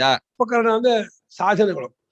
ಈ ಆತ್ಮಜ್ಞಾನವು ಮತ್ತೆ ಅರಕ್ಷದಂತಹ ಬ್ರಹ್ಮಚರ್ಯಾದಿ ಸಾಧನಗಳು ಇದೆಲ್ಲವನ್ನು ಮತ್ತು ಓಂ ಎಂಬ ಈ ಅಕ್ಷರ ಒಂದು ಆರಂಭವಾಗುತ್ತಲ್ಲ ಈ ಚಾಂದೋಗ್ಯ ಓಮಿತ್ಯೇದ ಕ್ರಮ ಧರುವಂತ ಸ್ವೋಪವ್ಯಾಖ್ಯಾನ ಓಮಿತ್ಯೇದ ಕ್ರಮದ ಈ ರೀತಿಯಾಗಿ ಆರಂಭಗೊಂಡ ಮತ್ತು ಅನೇಕ ಉಜ್ಜೀಸೋಪಾಸನೆ, ಪ್ರಾಣೋಪಾಸನೆ, ಶಾಂಡಿಲ್ಯ ವಿದ್ಯೆ, ಮಧು ವಿದ್ಯೆ ಅಂತ ಅನೇಕ ಉಪಾಸನೆಗಳಿದೆ, ವಿದ್ಯೆ ಅದನ್ನೆಲ್ಲ ಹೇಳುವಂತಹ ಗ್ರಂಥದಿಂದಲೂ ಇದು ಅಷ್ಟಾಧ್ಯಾಯೀ ಲಕ್ಷಣ 8 ಅಧ್ಯಾಯದ ರೂಪವಾಗಿರ್ತಕ್ಕಂತಹ ಗ್ರಂಥ ಇದು. ಈ ಲಕ್ಷಣವಾಗಿರತಕ್ಕಂತಹ ಈ ಗ್ರಂಥದಿಂದ ಬ್ರಹ್ಮನು ಅಂದ್ರೆ ಹಿರಣ್ಯಗರ್ಭ ಅಂತ ಅರ್ಥ ಮಾಡಿ, ಇಲ್ಲ ಪರಮಾತ್ಮ ಅಂತ ಅರ್ಥ ಮಾಡಿದ್ರೆ ಪರಮಾತ್ಮ ಹಿರಣ್ಯಗ ಪ್ರಜಾಪತಿಗೆ ಅಂದ್ರೆ ಹಿರಣ್ಯಗರ್ಭನಿಗೆ ಬೇಕು. ಬ್ರಹ್ಮ ಅಂದ್ರೆ ಹಿರಣ್ಯಗರ್ಭ ಅಂತ ಅರ್ಥ ಮಾಡಿದ್ರೆ ಪ್ರಜಾಪತಿಗೆ ಹೇಳ್ಕೊಟ್ಟ ಅಂದ್ರೆ ವಿರಾಟ್ ಪುರುಷನಿಗೆ ಹೇಳ್ಕೊಟ್ಟ ಅಂತ ಅರ್ಥ ಮಾಡಿದೆ. ಬ್ರಹ್ಮ ಶಬ್ದಕ್ಕೆ ನೀನು ಪರಮಾತ್ಮ ತಗೊಂಡ್ರೆ ಪ್ರಜಾಪತಿಯೇ ಉವಾಚಾನಕ ಹಿರಣ್ಯಗರ್ಭನಿಗೆ ಹೇಳ್ದ ಮಾಡಿ, ಇಲ್ಲ ಬ್ರಹ್ಮ ಶಬ್ದಕ್ಕೆ ಹಿರಣ್ಯಗರ್ಭ ಅಂತ ತಗೊಂಡ್ರೆ ಪ್ರಜಾಪತಿಗೆ ಹೇಳ್ದ ಅಂದ್ರೆ ವಿರಾಟ್ ಪುರುಷನಿಗೆ ಹೇಳ್ದ ಅಂತ ಅರ್ಥ ಮಾಡಿ. ಹೀಗೆ ಪರಮೇಶ್ವರು ವಾ ಅಂದ್ಬಿಟ್ಟು ಪರಮೇಶ್ವರ ಅದು ತಗೋಬಹುದು, ಬ್ರಹ್ಮ ಅಂದ್ರೆ ಹಿರಣ್ಯಗರ್ಭನೂ ತಗೋಬಹುದು. ಆ ಮೂಲಕವಾಗಿ ಪ್ರಜಾಪತಿಗೆ ಹೇಳ್ದ ಅಂದ್ರೆ ಹಿರಣ್ಯಗರ್ಭ ಹೇಳ ಕಶ್ಯಪ ಪ್ರಜಾಪತಿ ಅಂತ ಹೇಳ್ತಾರೆ. ಕಶ್ಯಪ ಅಂದ್ರೆ ಪಶ್ಯಕ ಅಂತ ಸರ್ವಜ್ಞನಾದಂತಹ ಇವನಿಗೆ ಕಶ್ಯಪ ಅಂತ ಹೇಳ್ತಾರೆ. ಎಲ್ಲವನ್ನೂ ಕಾಣುವ ಸರ್ವಜ್ಞನನ್ನೇ ಕಶ್ಯಪ, ಪರೋಕ್ಷವಾಗಿ ಪಶ್ಯಕನನ್ನ ಕಶ್ಯಪ ಮಾಡ್ತಾ ಇದೆ. ಎಲ್ಲವನ್ನೂ ಕಾಣುವನು ತಿಳಿದವನು ಸರ್ವಜ್ಞನು ಅಂತ ವಿರಾಟ್ ಪುರುಷನನ್ನ ಅವನಿಗೆ ಹೇಳಿದ ಅಸಾವಪಿ ಮನವೇ ಸ್ವಪುತ್ರಾಯ ವಿರಾಟ್ ಪುರುಷನು ತನ್ನ ಮಗನಾದಂತಹ ಮನುವಿಗೆ ಅಂತ ಅಲ್ಲಿ ದೇವತೆಗೆ ಹೇಳ್ಬಿಟ್ಟು ದೇವತೆಯಿಂದ ಮನು ಬಂದಿರೋದು ಜಂಪ್ ಮಾಡಿದೆ ಅದು. ಮನು ಪ್ರಜಾಭ್ಯ ಇತ್ಯಂ ಶ್ರುತ್ಯರ್ಥ ಸಂಪ್ರದಾಯ ಪರಂಪರೆಯ ಆಗತಂ ಉಪನಿಷದ್ ವಿಜ್ಞಾನಂ ಅಜ್ಜಾಪಿ ವಿದ್ವತ್ಸು ಅವಗಮ್ಯತೆ. ಮನು ಪ್ರಜೆಗಳಿಗೆ ಹೇಳಿದ ಅದು ಶ್ರುತ್ಯರ್ಥದ ಸಂಪ್ರದಾಯ ಪರಂಪರೆಯಿಂದ ಬಂದಂಥದ್ದು ಈ ಚಾಂದೋಗ್ಯ. ಇವತ್ತಿಗೂ ಟುಡೆ ಇವತ್ತು ಜ್ಞಾನಿಗಳಲ್ಲಿ ಮಹಾತ್ಮರಲ್ಲಿ ಈ ಸಂಪ್ರದಾಯ ಇದೆ, ಉಪದೇಶ ಮಾಡುವ ಪ್ರಕಾರ ಇದೆ. ಅವ್ರು ತಿಳಿಸ್ಕೊಡ್ತಾರೆ. ಅವ್ರ ಹತ್ರ ಹೋಗಿ ಅವರ ಸೇವೆ ಮಾಡ್ಕೊಂಡಿದ್ದು ಅವರನ್ನ ಅದನ್ನ ಕೇಳ್ಕೋಬೇಕು ಅನ್ನೋ ಅಪೇಕ್ಷೆಯಿಂದ ಅಲ್ಲೇ ಇದ್ದವರಾದ್ರೆ ಅವರು ಅವ್ರಿಗೆ ಉಪದೇಶ ಮಾಡಿ ತಿಳಿಸ್ಕೊಡ್ತಾರೆ. ಇವತ್ತಿಗೂ ಆ ಸಂಪ್ರದಾಯ ವಿದ್ವಾಂಸರು ಕಂಡು ಬರ್ತಾ ಇದೆ ಎಂದು ಭಾಷ್ಯಗಾರರು. ಈಗ ಯಥಾ ಅಷ್ಟಾಧ್ಯಾಯತ್ರಯೇ ಷಷ್ಠಾಧ್ಯಾಯತ್ರಯೇ ಪ್ರಕಾಶಿತ ಆತ್ಮವಿದ್ಯಾ ಸಫಲ ಅವಗಮ್ಯತೆ ತಥಾ ಕರ್ಮಣಾಂ ನ ಕಶ್ಚನ ಅರ್ಥಃ ಇತಿ ಪ್ರಾಪ್ತೆ ತದನರ್ಥಕ್ಯ ಪ್ರಾಪ್ತಿ ಪರಿಜಿಹೀರ್ಷಯಾ ಇದಂ ಕರ್ಮಣಃ ಅವಿದ್ಯದ್ಭಿರನುಷ್ಠೀಯಮಾನಸ್ಯ ವಿಶಿಷ್ಟ ಫಲವತ್ವೇನ ಅರ್ಥವತ್ವಮುಚ್ಯತೆ. ಹೇಗೆ ಈ 6, 7, 8ನೇ ಅಧ್ಯಾಯ ಷಷ್ಠಾದಿ ಅಧ್ಯಾಯತ್ರಯ, 6ನೇ ಅಧ್ಯಾಯ ತತ್ವಮಸಿ, 7ನೇ ಅಧ್ಯಾಯ ಭೂಮವಿದ್ಯೆ, 8ನೇ ಅಧ್ಯಾಯ ಧಾರ ವಿದ್ಯೆ, ಇಲ್ಲಿ ತೋರಿಸಿದಂತಹ ಆತ್ಮವಿದ್ಯೆ ಇದೆಯಲ್ಲ ಇದು ಫಲಸಹಿತವಾದ ಆತ್ಮವಿದ್ಯೆ, ಕೃತಕೃತ್ಯತೆಯನ್ನು ಉಂಟು ಮಾಡುವಂಥದ್ದು, ಕೃತಾರ್ಥತೆಯನ್ನು ಉಂಟು ಮಾಡುವಂತಹ ವಿದ್ಯೆ ಇದು. ಇದು ಹೇಗೆ ತೋರ್ ಬಂದಿದ್ವು ಹಾಗೆ ಕರ್ಮದಿಂದ ಪುರುಷಾರ್ಥ ತೋರ್ಬರೋದಿಲ್ವಲ್ಲ. ಅಂತ ಕರ್ಮನ ಯಾತಕ್ ಮಾಡ್ಬೇಕು, ಅದು ಹಿಂದಿನ 5 ಅಧ್ಯಾಯದ ಉಪಾಸನೆ ಯಾತಕ್ ಬೇಕು ಅಂತ ಯಾರಾದ್ರೂ ಅಂದ್ಕೊಂಡ್ಬಿಟ್ಟಾರು. ಹಾಗೆ ಮಾಡ್ಕೊಬೇಡಿ. ಯಾಕೆಂದ್ರೆ ಈ 6, 7, 8ನೇ ಅಧ್ಯಾಯಕ್ಕೆ ಅಧಿಕಾರಿಗಳೇ ಬೇರೆ, ಹಿಂದಿನ 5 ಅಧ್ಯಾಯಕ್ಕೆ ಉಪಾಸಕರ ಅಧಿಕಾರಿಗಳೇ ಬೇರೆ, ಕರ್ಮಯೋಗಕ್ಕೆ ಅಧಿಕಾರಿಗಳೇ ಬೇರೆ. ನೀವು ಕರ್ಮಯೋಗಕ್ಕೆ ಅಧಿಕಾರವೂ ಇದೆ ಅನ್ನುವಂಥ ಸಾಮಾನ್ಯ ಜನರು ನಾವು ಕರ್ಮಯೋಗ ಯಾತಕ್ಕೆ ಮಾಡ್ಬೇಕು, ಉಪಾಸನೆ ಯಾತಕ್ಕೆ ಮಾಡ್ಬೇಕು, ನಮಗೂ ಆ 3 ಅಧ್ಯಾಯದ ಆತ್ಮಜ್ಞಾನವನ್ನೇ ಕೊಟ್ಬಿಡಿ ಅಂತ ಅಂದ್ಬಿಟ್ರೆ ನಾವು MA PhD ಪರೀಕ್ಷೆ ಕಟ್ತೀವಿ. ನಾವ್ಯಾಕೆ 7ನೇ ಕ್ಲಾಸು SSLC ಕಟ್ಟಬೇಕು ಅಂದ್ರೆ 7ನೇ ಕ್ಲಾಸೇ ಪಾಸ್ ಆಗಿಲ್ಲ, SSLCನೇ ಪಾಸ್ ಆಗಿಲ್ಲ, ನಾನು MA PhD ಪರೀಕ್ಷೆ ಕೊಡ್ತೀನಿ ಅಂದ್ರೆ ಅದೇ ತಪ್ಪಾಗುತ್ತೋ. ಅದೇ ರೀತಿ ಈ 6, 7, 8 ಅಧ್ಯಾಯದಲ್ಲಿ ಹೇಳಿದ್ದಾಗಿರೋ ಆತ್ಮವಿದ್ಯೆಯು ಕೃತಕೃತ್ಯತೆಯನ್ನ ಪುರುಷಾರ್ಥವನ್ನು ಉಂಟು ಮಾಡುವಂಥದ್ದಾದರೂ ಆ ರೀತಿ ಪುರುಷಾರ್ಥತೆಯನ್ನ ಕರ್ಮ ಉಂಟು ಮಾಡುವುದಿಲ್ಲವಾದರೂ ಅದರಿಂದ ಯಾವ ಪುರುಷಾರ್ಥ ಇಲ್ಲ ಅಂತ ಬದಲಾಗಿ ಅವಾಗ ಅನರ್ಥಕ್ಕೆ ವ್ಯರ್ಥ ಆಯ್ತಲ್ಲ, ಅವಾಗ ದಂಡ ಆಯ್ತಲ್ಲ. ಚೈತನ್ಯರು ಹೇಳಿದ್ದಾರೆ ಪ್ರಪಂಚ ಸ್ವಾಧ್ಯಾಯ ಸತ್ಯಂಚ ಸ್ವಾಧ್ಯಾಯ. ಉಪನಿಷತ್ತಲ್ಲಿ ಯಾಕೆ ಹೇಳಿದ್ರಿ ಅಂದ್ರೆ ಇಲ್ಲಿ ಹೇಳಿದ್ರು ಆಪ್ನೋತಿ ಸ್ವರಾಜ್ಯಂ ಆಪ್ನೋತಿ ವೃಹಸ್ಪತಿ. ಉಪಾಸನೆಯಿಂದಲೇ ಆ ಫಲ ಆಗುವಾಗ ಕರ್ಮ ಯಾತಕ್ಕೆ ಮಾಡ್ಬೇಕು ಅಂತ ಯಾರು ಅಂದ್ಕೊಂಡ್ಬಿಟ್ಟಾರು. ಹಾಗ ಅನ್ಕೋಬೇಡಿಪ್ಪ, ಕರ್ಮಕ್ಕೂ ಒಂದು ಸ್ಥಾನ ಇದೆ, ಅದು ಒಂದು ಯೋಗ್ಯತೆ ತಂದ್ಕೊಡುತ್ತೆ ಅಂತ ಹೇಳಿ ಅನುಷ್ಠ ಕೊಡ್ತಿದ್ದಾರೆ. ಆತ್ಮಜ್ಞಾನಕ್ಕೂ ಯೋಗ್ಯತೆ ಕರ್ಮವೇ ತಂದ್ಕೊಡೋದು ಅಂತ. ಅದೇ ರೀತಿ ಇಲ್ಲೂ ಕೂಡ ಆ ಕರ್ಮದ ಅನರ್ಥಕ್ಕೆ ಪ್ರಾಪ್ತಿ ಆಯ್ತಲ್ಲ, ಅದನ್ನು ಪರಿಹಾರ ಮಾಡ್ಬೇಕು, ಅರ್ಥವಲ್ಲ, ಕರ್ಮ ದಂಡ ಅಲ್ಲ, ಹಾಗ ಅನ್ಕೋಬೇಡಿ ಅಂತ ಹೇಳಿ ಹೇಳೋಕ್ಕೋಸ್ಕರವಾಗಿ ಈ ಅಜ್ಞಾನಿಗಳು ಅನುಷ್ಠಾನ ಮಾಡುವಂತಹ ಕರ್ಮಕ್ಕೂ ಒಂದು ವಿಶಿಷ್ಟ ಫಲ ಉಂಟು. ವಿಶಿಷ್ಟ ಅಂದ್ರೆ ಅಸಾಧಾರಣವಾದ, ಒಂದು ಯುನೀಕ್ ಆದ, ಒಂದು ಎಕ್ಸ್ಟ್ರಾರ್ಡಿನರಿ ಸ್ಪೆಸಿಫಿಕ್ ಆಗಿರ್ತಕ್ಕಂತಹ ಒಂದು ಫಲ ಉಂಟು ಎಂಬುದನ್ನು ತೋರಿಸುವುದಕ್ಕೋಸ್ಕರವಾಗಿ ಈ ಮಂತ್ರ ಭಾಗ ಬಂದಿದೆ ಅಂತ ಇದೆ ಭಾಷೆದವರು. ಯಾವುದು? ಆಚಾರ್ಯ ಕುಲಾಗೇದಮಧೀತ್ಯ ಸಹ ಅರ್ಥತೋ ಅಧ್ಯಯನ ಕೃತ್ವ. ಅಂದ್ರೆ ಏನ್ ಮಾಡೋ ನೋಡಿ, ನಮ್ಮ ತಂದೆಯವರು ನಮ್ಮ ಅಣ್ಣ ಬಹಳ ಹೇಳ್ತಿದ್ರು, ವೇದಾಧ್ಯಯನ ಮಾಡುದು ಅಂದ್ರೆ ಸುಮ್ಮನೆ ವೇದ ಹೇಳ್ಕೊಂಡ್ಬಿಟ್ಟು ಹೋಗ್ಬಿಟ್ಟು ವೇದಾಧ್ಯಯನ ಹೇಳ್ಕೊಂಡ್ಬಿಟ್ಟಿದ್ದಾರೆ. ಅರ್ಥತಃ ನಾ ಏನು ಅಧ್ಯಯನ ಮಾಡಿದೀವೋ ಆ ಅಧ್ಯಯನ ಮಾಡಿದ ಎಲ್ಲಾ ಮಂತ್ರಕ್ಕೂ ಋಷಿ ಯಾವುದು, ಛಂದಸ್ ಯಾವುದು, ದೇವತೆ ಯಾವುದು, ಅರ್ಥ ಮಂತ್ರಾರ್ಥ ಏನು, ಯಾವ ಕರ್ಮಕ್ಕೆ ವಿನಿಯೋಗ ಆಗುತ್ತೆ ಎಲ್ಲ ತಿಳ್ಕೋಬೇಕು. ಅರ್ಥ ಸಮೇತವಾಗಿ ವೇದಾಧ್ಯಯನ ಮಾಡುವುದು. ಸುಮ್ಮನೆ ಚೊಂಬು ಕಲ್ಲು ಹಾಕ್ಬಿಟ್ಟು ಅಲ್ಲಾಡಿಸುವಾಗಿ ವೇದ ಹೇಳ್ಬಿಟ್ಟು ಏನ್ ಬೇಕು? ಮೈ ಮೈ ವೇದ ಮೇಧ ಮೈ ಮೈ ಮೇಧ ಮೈ ಮೈ ಮೇಧ ಮೇಧ ಮಯಿ ಮೇಧ ಮೈ ಮೈ ಮೇಧ ಮೈ ಮೈ ಮೇಧ ಮೈ ಘನ ಹೇಳ್ಬಿಟ್ಟು ವೇದ ಇದೆ, ಹುಚ್ಚ ಅಂತಾರೆ. ಏನು ಅದೇ ಸರ್ಕಸ್ ಮಾಡಕ್ಕಿರೋದು ವೇದ? ವೇದ ಜ್ಞಾನ ಭಂಡಾರವೇ ಹೊರತು ಶಬ್ದ ಭಂಡಾರ ಅಲ್ಲ ಬರೆಯಲು. ಹಾಗಾಗಿ ವೇದಮದಿ ಸಹ ಅರ್ಥತೋ ಅಧ್ಯಯನಂ ಕೃತ್ವಾ ಸಹ ಅರ್ಥತೋ ಅಧ್ಯಯನಂ ಕೃತ್ವಾ ಯಥಾವಿಧಾನಂ ಯಥಾಸ್ಮೃತ್ಯುಕ್ತೈಃ ನಿಯಮೈಃ ಯುಕ್ತಃ ಸನ್ ಇತ್ಯರ್ಥಃ. ಯಥಾಸ್ಮೃತ್ಯುಕ್ತೈಃ ನಿಯಮೈಃ ಯುಕ್ತಃ ಸನ್ ಇತ್ಯರ್ಥಃ. ಆಚಾರ್ಯ ಕುಲದಿಂದ ಗುರುಕುಲದಲ್ಲಿ ಹೋಗಿ ವೇದಾಧ್ಯಯನ ಮಾಡಿ ಅರ್ಥ ಸಮೇತವಾಗಿ ಅದು ಅಧ್ಯಯನ ಮಾಡಿ ಎಲ್ಲ ತಿಳ್ಕೊಂಡು ಅಲ್ಲಿರುವಾಗ ಮನ್ವಾದಿ ಸ್ಮೃತಿಕಾರರು ಯಾವ ರೀತಿ ನಿಯಮ ಮಾಡಿದಾರೋ ಇರೋದಕ್ಕೆ ಶಿಷ್ಯನಿಗೆ ಯಾವ ರೀತಿ ಊಟೋಪಚಾರ, ನಿದ್ರೆ, ವ್ಯವಹಾರ, ಮಾತು, ಕ್ರಿಯೆ ಎಲ್ಲಕ್ಕೂ ಅವ್ರು ಹೇಳಿದ್ದಾರೆ. ಅದನ್ನ ಫಾಲೋ ಮಾಡ್ಬೇಕು. ಈ ರೀತಿಯಾಗಿ ಇಷ್ಟೇ ತಿನ್ಬೇಕು, ಇಷ್ಟೊತ್ತೇ ನಿದ್ದೆ ಮಾಡಬೇಕು, ಈ ರೀತಿಯಾಗಿ ಗುರುಗಳು ನಡ್ಕೋಬೇಕು, ಸಹಬ್ರಹ್ಮಚಾರಿ ಈ ರೀತಿ ಇರಬೇಕು, ಅವ್ರು ಎಲ್ಲ ನಿಯಮಗಳು ಪೂರ್ಣ ಸುಳ್ಳು ಹೇಳಬಾರ್ದು, ಅವ ಹಿಂಸೆ ಮಾಡಬಾರ್ದು, ಯಾವ ಪರಿಸ್ಥಿತಿಗಳನ್ನು ನೋಡಬಾರ್ದು, ಭೋಗಕ್ಕೆ ಆಸಕ್ತನಾಗಬಾರ್ದು. ತುಂಬಾ ಏನು ಬ್ರಹ್ಮಚಾರಿಯಿಂದ ನಾಂತಹ ಕ್ರೀಮಾನ್ ಧಿಮಾನ್ ಎಷ್ಟು ಹೇಳಿದ್ದಾರೆ, ಒಂದು ಪಟ್ಟಿ ಮಾಡಿಬಿಟ್ಟಿದ್ದಾರೆ ಬ್ರಹ್ಮಚಾರಿ ಧರ್ಮವನ್ನ. ಅದೆಲ್ಲವನ್ನೂ ಸ್ಮೃತ್ಯುಕ್ತ ನಿಯಮಗಳಿಂದ ಅದನ್ನು ಫಾಲೋ ಮಾಡುತ್ತಾ ಕೂಡ್ಕೊಂಡು ಅಲ್ಲಿ ವೇದಾಧ್ಯಯನ ಮಾಡಿ ಹಾಗಿರಬೇಕು ಗುರುಕುಲದಲ್ಲಿ. ಸರ್ವಸ್ಯಾಪಿ ವಿಧೇಃ ಸ್ಮೃತ್ಯುಕ್ತಸ್ಯ ಉಪಕುರ್ವಾಣಕಂ ಪ್ರತಿ ಕರ್ತವ್ಯತ್ವೇ ಗುರುಶುಶ್ರೂಷಾಯಾಃ ಪ್ರಾಧಾನ್ಯ ಪ್ರದರ್ಶನಾರ್ಥಂ ಆಹ. ಎಲ್ಲಾ ಸ್ಮೃತ್ಯುಕ್ತವಾದ ವಿಧಿಯು ಉಪಕುರ್ವಾಣ ಬ್ರಹ್ಮಚಾರಿಗೆ. ಉಪಕುರ್ವಾಣ ಬ್ರಹ್ಮಚಾರಿ ಅಂದ್ರೆ ಗುರುಕುಲದಲ್ಲಿ ವಿದ್ಯಾಭ್ಯಾಸ ಮಾಡ್ತಿರುವ ಬ್ರಹ್ಮಚಾರಿಗೆ ಉಪಕುರ್ವಾಣ ಬ್ರಹ್ಮಚಾರಿ ಅಂತ. ವೇದಾಧ್ಯಯನ ವಿದ್ಯಾಭ್ಯಾಸ ಆದ್ಮೇಲೆ ನೈಷ್ಠಿಕ ಬ್ರಹ್ಮಚಾರಿ ಬೇರೆ. ನೈಷ್ಠಿಕ ಬ್ರಹ್ಮಚಾರಿ ಗೃಹಸ್ಥರಾಗೋ ಹಾಗಿಲ್ಲ, ಸನ್ಯಾಸಿ ಆಗ್ಬಹುದು, ಗೃಹಸ್ಥರಾಗ ದೋಷ ಬರುತ್ತೆ. ಉಪಕುರ್ವಾಣ ಬ್ರಹ್ಮಚಾರಿ ಗೃಹಸ್ಥರಾಗಬಹುದು. ಹಾಗೆ ಉಪಕುರ್ವಾಣ ಬ್ರಹ್ಮಚಾರಿಗೆ ಎಲ್ಲ ವಿಧಿಯು ಬಂದಿರೋದು. ಅವನು ಕರ್ತವ್ಯತ್ವ ಅಂತ ಆದಾಗ ಅವನಿಗೆ ಗುರು ಶುಶ್ರೂಷಾಯ ಪ್ರಾಧಾನ್ಯಂ. ನೋಡಿ, ಬ್ರಹ್ಮಚಾರಿಗೆ ಎಲ್ಲ ಹೇಳಿದಾಗಿದ್ದರಿಂದ ಗುರು ಶುಶ್ರೂಷೆ ಬಹಳ ಪ್ರಾಧಾನ್ಯ, ಬಹಳ ಮುಖ್ಯ. ಅದು ಎಷ್ಟು ಮಟ್ಟಿಗೆ ಹೇಳಿದಾರೆ ಅಂದ್ರೆ, ಊಟ ಮಾಡ್ತಿರ್ಬೇಕಾದ್ರೆ ಟಾಯ್ಲೆಟ್ ಇಲ್ಲಿದ್ದಾಗ ಮಾತ್ರ ಗುರು ಕೂಗಿದಾಗ ಬರಬಾರ್ದೇ ಹೊರತು, ಯಾವ ವೇದಾಧ್ಯಯನ ಮಾಡ್ತಿದ್ರು ಗುರು ಕೂಗ್ತಾ ಇದ್ರೆ ಎದ್ದು ಬಂದ್ಬಿಡು. ಬ್ರಹ್ಮಚರ್ಯ ಮಾಡ್ತಿದ್ರು ಗುರು ಎದ್ದು ಬಂದ್ಬಿಡು, ಎಸಿಯ ಪಂಚಮಾತ್ಮ. ಬ್ರಹ್ಮಜ್ಞ ಮಾಡ್ತಾ ಇದ್ದೀನಿ, ಸಂಜಾವನೆ ಮಾಡ್ತಾ ಇದ್ದೀನಿ, ನಾನು ಜಪ ಮಾಡ್ತಾ ಇದ್ದೀನಿ, ಗುರುಳು ಕೂಗ್ಬಿಟ್ರು ಅಂದ್ರೆ ಅಲ್ಲಿ ಅದು ರಾಜಧಾನಿ ಎಕ್ಸ್ಪ್ರೆಸ್ ಬಂದ ಹಾಗೆ ಎಲ್ಲಾ ಶಕ್ಷ ಗಾಡಿ ಎಲ್ಲಾ ಎಕ್ಸ್ಪ್ರೆಸ್ ಹೇಗೆ ನಿಲ್ಲಿಸ್ಬಿಟ್ಟು ರಾಜಧಾನಿಗೆ ಬಿಟ್ಕೊಡ್ತಾರ, ಗುರು ಕೂಗ್ಬಿಟ್ರು ಅಂದ್ರೆ ಇನ್ ಎಲ್ಲ ನಿತ್ಯಕ್ರಮ ಬಂದದು, ಸ್ಟಾಪ್, ಅದು ನಿಂತು ಬಿಡ್ಬೇಕು. ಅದು ಪ್ರಾಧಾನ್ಯ ಪ್ರದರ್ಶನಕ್ಕಾಗಿ ಹೇಳ್ತಾ ಇದ್ದಾರೆ ಗುರು ಕರ್ಮಾತಿಶೇಷೇಣ. ಗುರೋಃ ಕರ್ಮಾತಿ ಶೇಷೇಣ. ಗುರುಗಳ ಕರ್ಮ ಬಂತು, ಗುರುಗಳು ಹೇಳಿದ್ರು, ಕೂಗಿದ್ರು, ಕರೆದ್ರು ಅಂತಂದ್ರೆ ಅಲ್ಲಿಗೆ ನಿಲ್ಸೋದನ್ನ. ನಮ್ಮಣ್ಣ ಹಾಗೆ ಬರಿತಾ ಇದ್ದ, ಏನೋ ಇದ್ ಮಾಡ್ತಿದ್ದ, ರಾಮು ಅಂದ್ರೆ ಅಲ್ಲೇ ಪೆಲ್ಲಿಟ್ಟ ಓಡ್ಬಿಟ್ಟ. ಹೇಳಿ ಮುಗಿಸಿಲ್ಲ, ಅಷ್ಟೊತ್ತಿನ ಸ್ವಾಮಿ ಹತ್ರ ನಿಂತ್ಕೊಂಡ್ಬಿಡ್ತಿದ್ದ ನಮ್ಮಣ್ಣ. ರಾಮು ಅಂದ್ಬಿಟ್ರೆ ಸಾಕು, ಗುರುಗಳು ಕೂಗ್ಬಿಟ್ರು ಅಂತಂದ್ರೆ ಎಲ್ಲ. ಅಕಸ್ಮಾತ್ ಗುರು ಕೂಗಿದಾಗ ರಾಮು ಬರ್ಲಿಲ್ಲ ಅಂದ್ರೆ ಸ್ವಾಮಿಗಳು ಬಹುಶಃ ರಾಮು ಟಾಯ್ಲೆಟ್ ಅಲ್ಲಿದ್ದಾನೆ, ಇಲ್ಲ ಊಟ ಮಾಡ್ತಿದ್ದಾನೆ ಅಂತ ಅಂದ್ಕೊಳ್ತಿದ್ರು. ಅಷ್ಟರ ಮಟ್ಟಿಗೆ ಗುರು ನಮ್ಮ ಸ್ವಾಮಿಗಳಿಗೆ ನಮ್ಮ ಅಣ್ಣನ ಬಗ್ಗೆ ಬಂದ್ಬಿಟ್ಟಿತ್ತು. ರಾಮು ಮುಗಿಸೋ ಹೊಟ್ಟಿಗೆ ಬಂದ ಏನೋ ನಿಂತ್ಕೊಂಡು, ಏನ್ ಗುರುಗಳೇ ಕೈ ನಿಂತ್ಕೊಂಡ್ಬಿಡ್ತಿದ್ದ. ಹಾಗಿರ್ಬೇಕು, ತಕ್ಷಣ ಬಂದು ನಿಂತ್ಕೊಂಡ್ಬಿಡ್ತಿದ್ದ. ಹಾಗಿರ್ಬೇಕು ಯಾವಾಗ್ಲೂ ಅಷ್ಟೇ.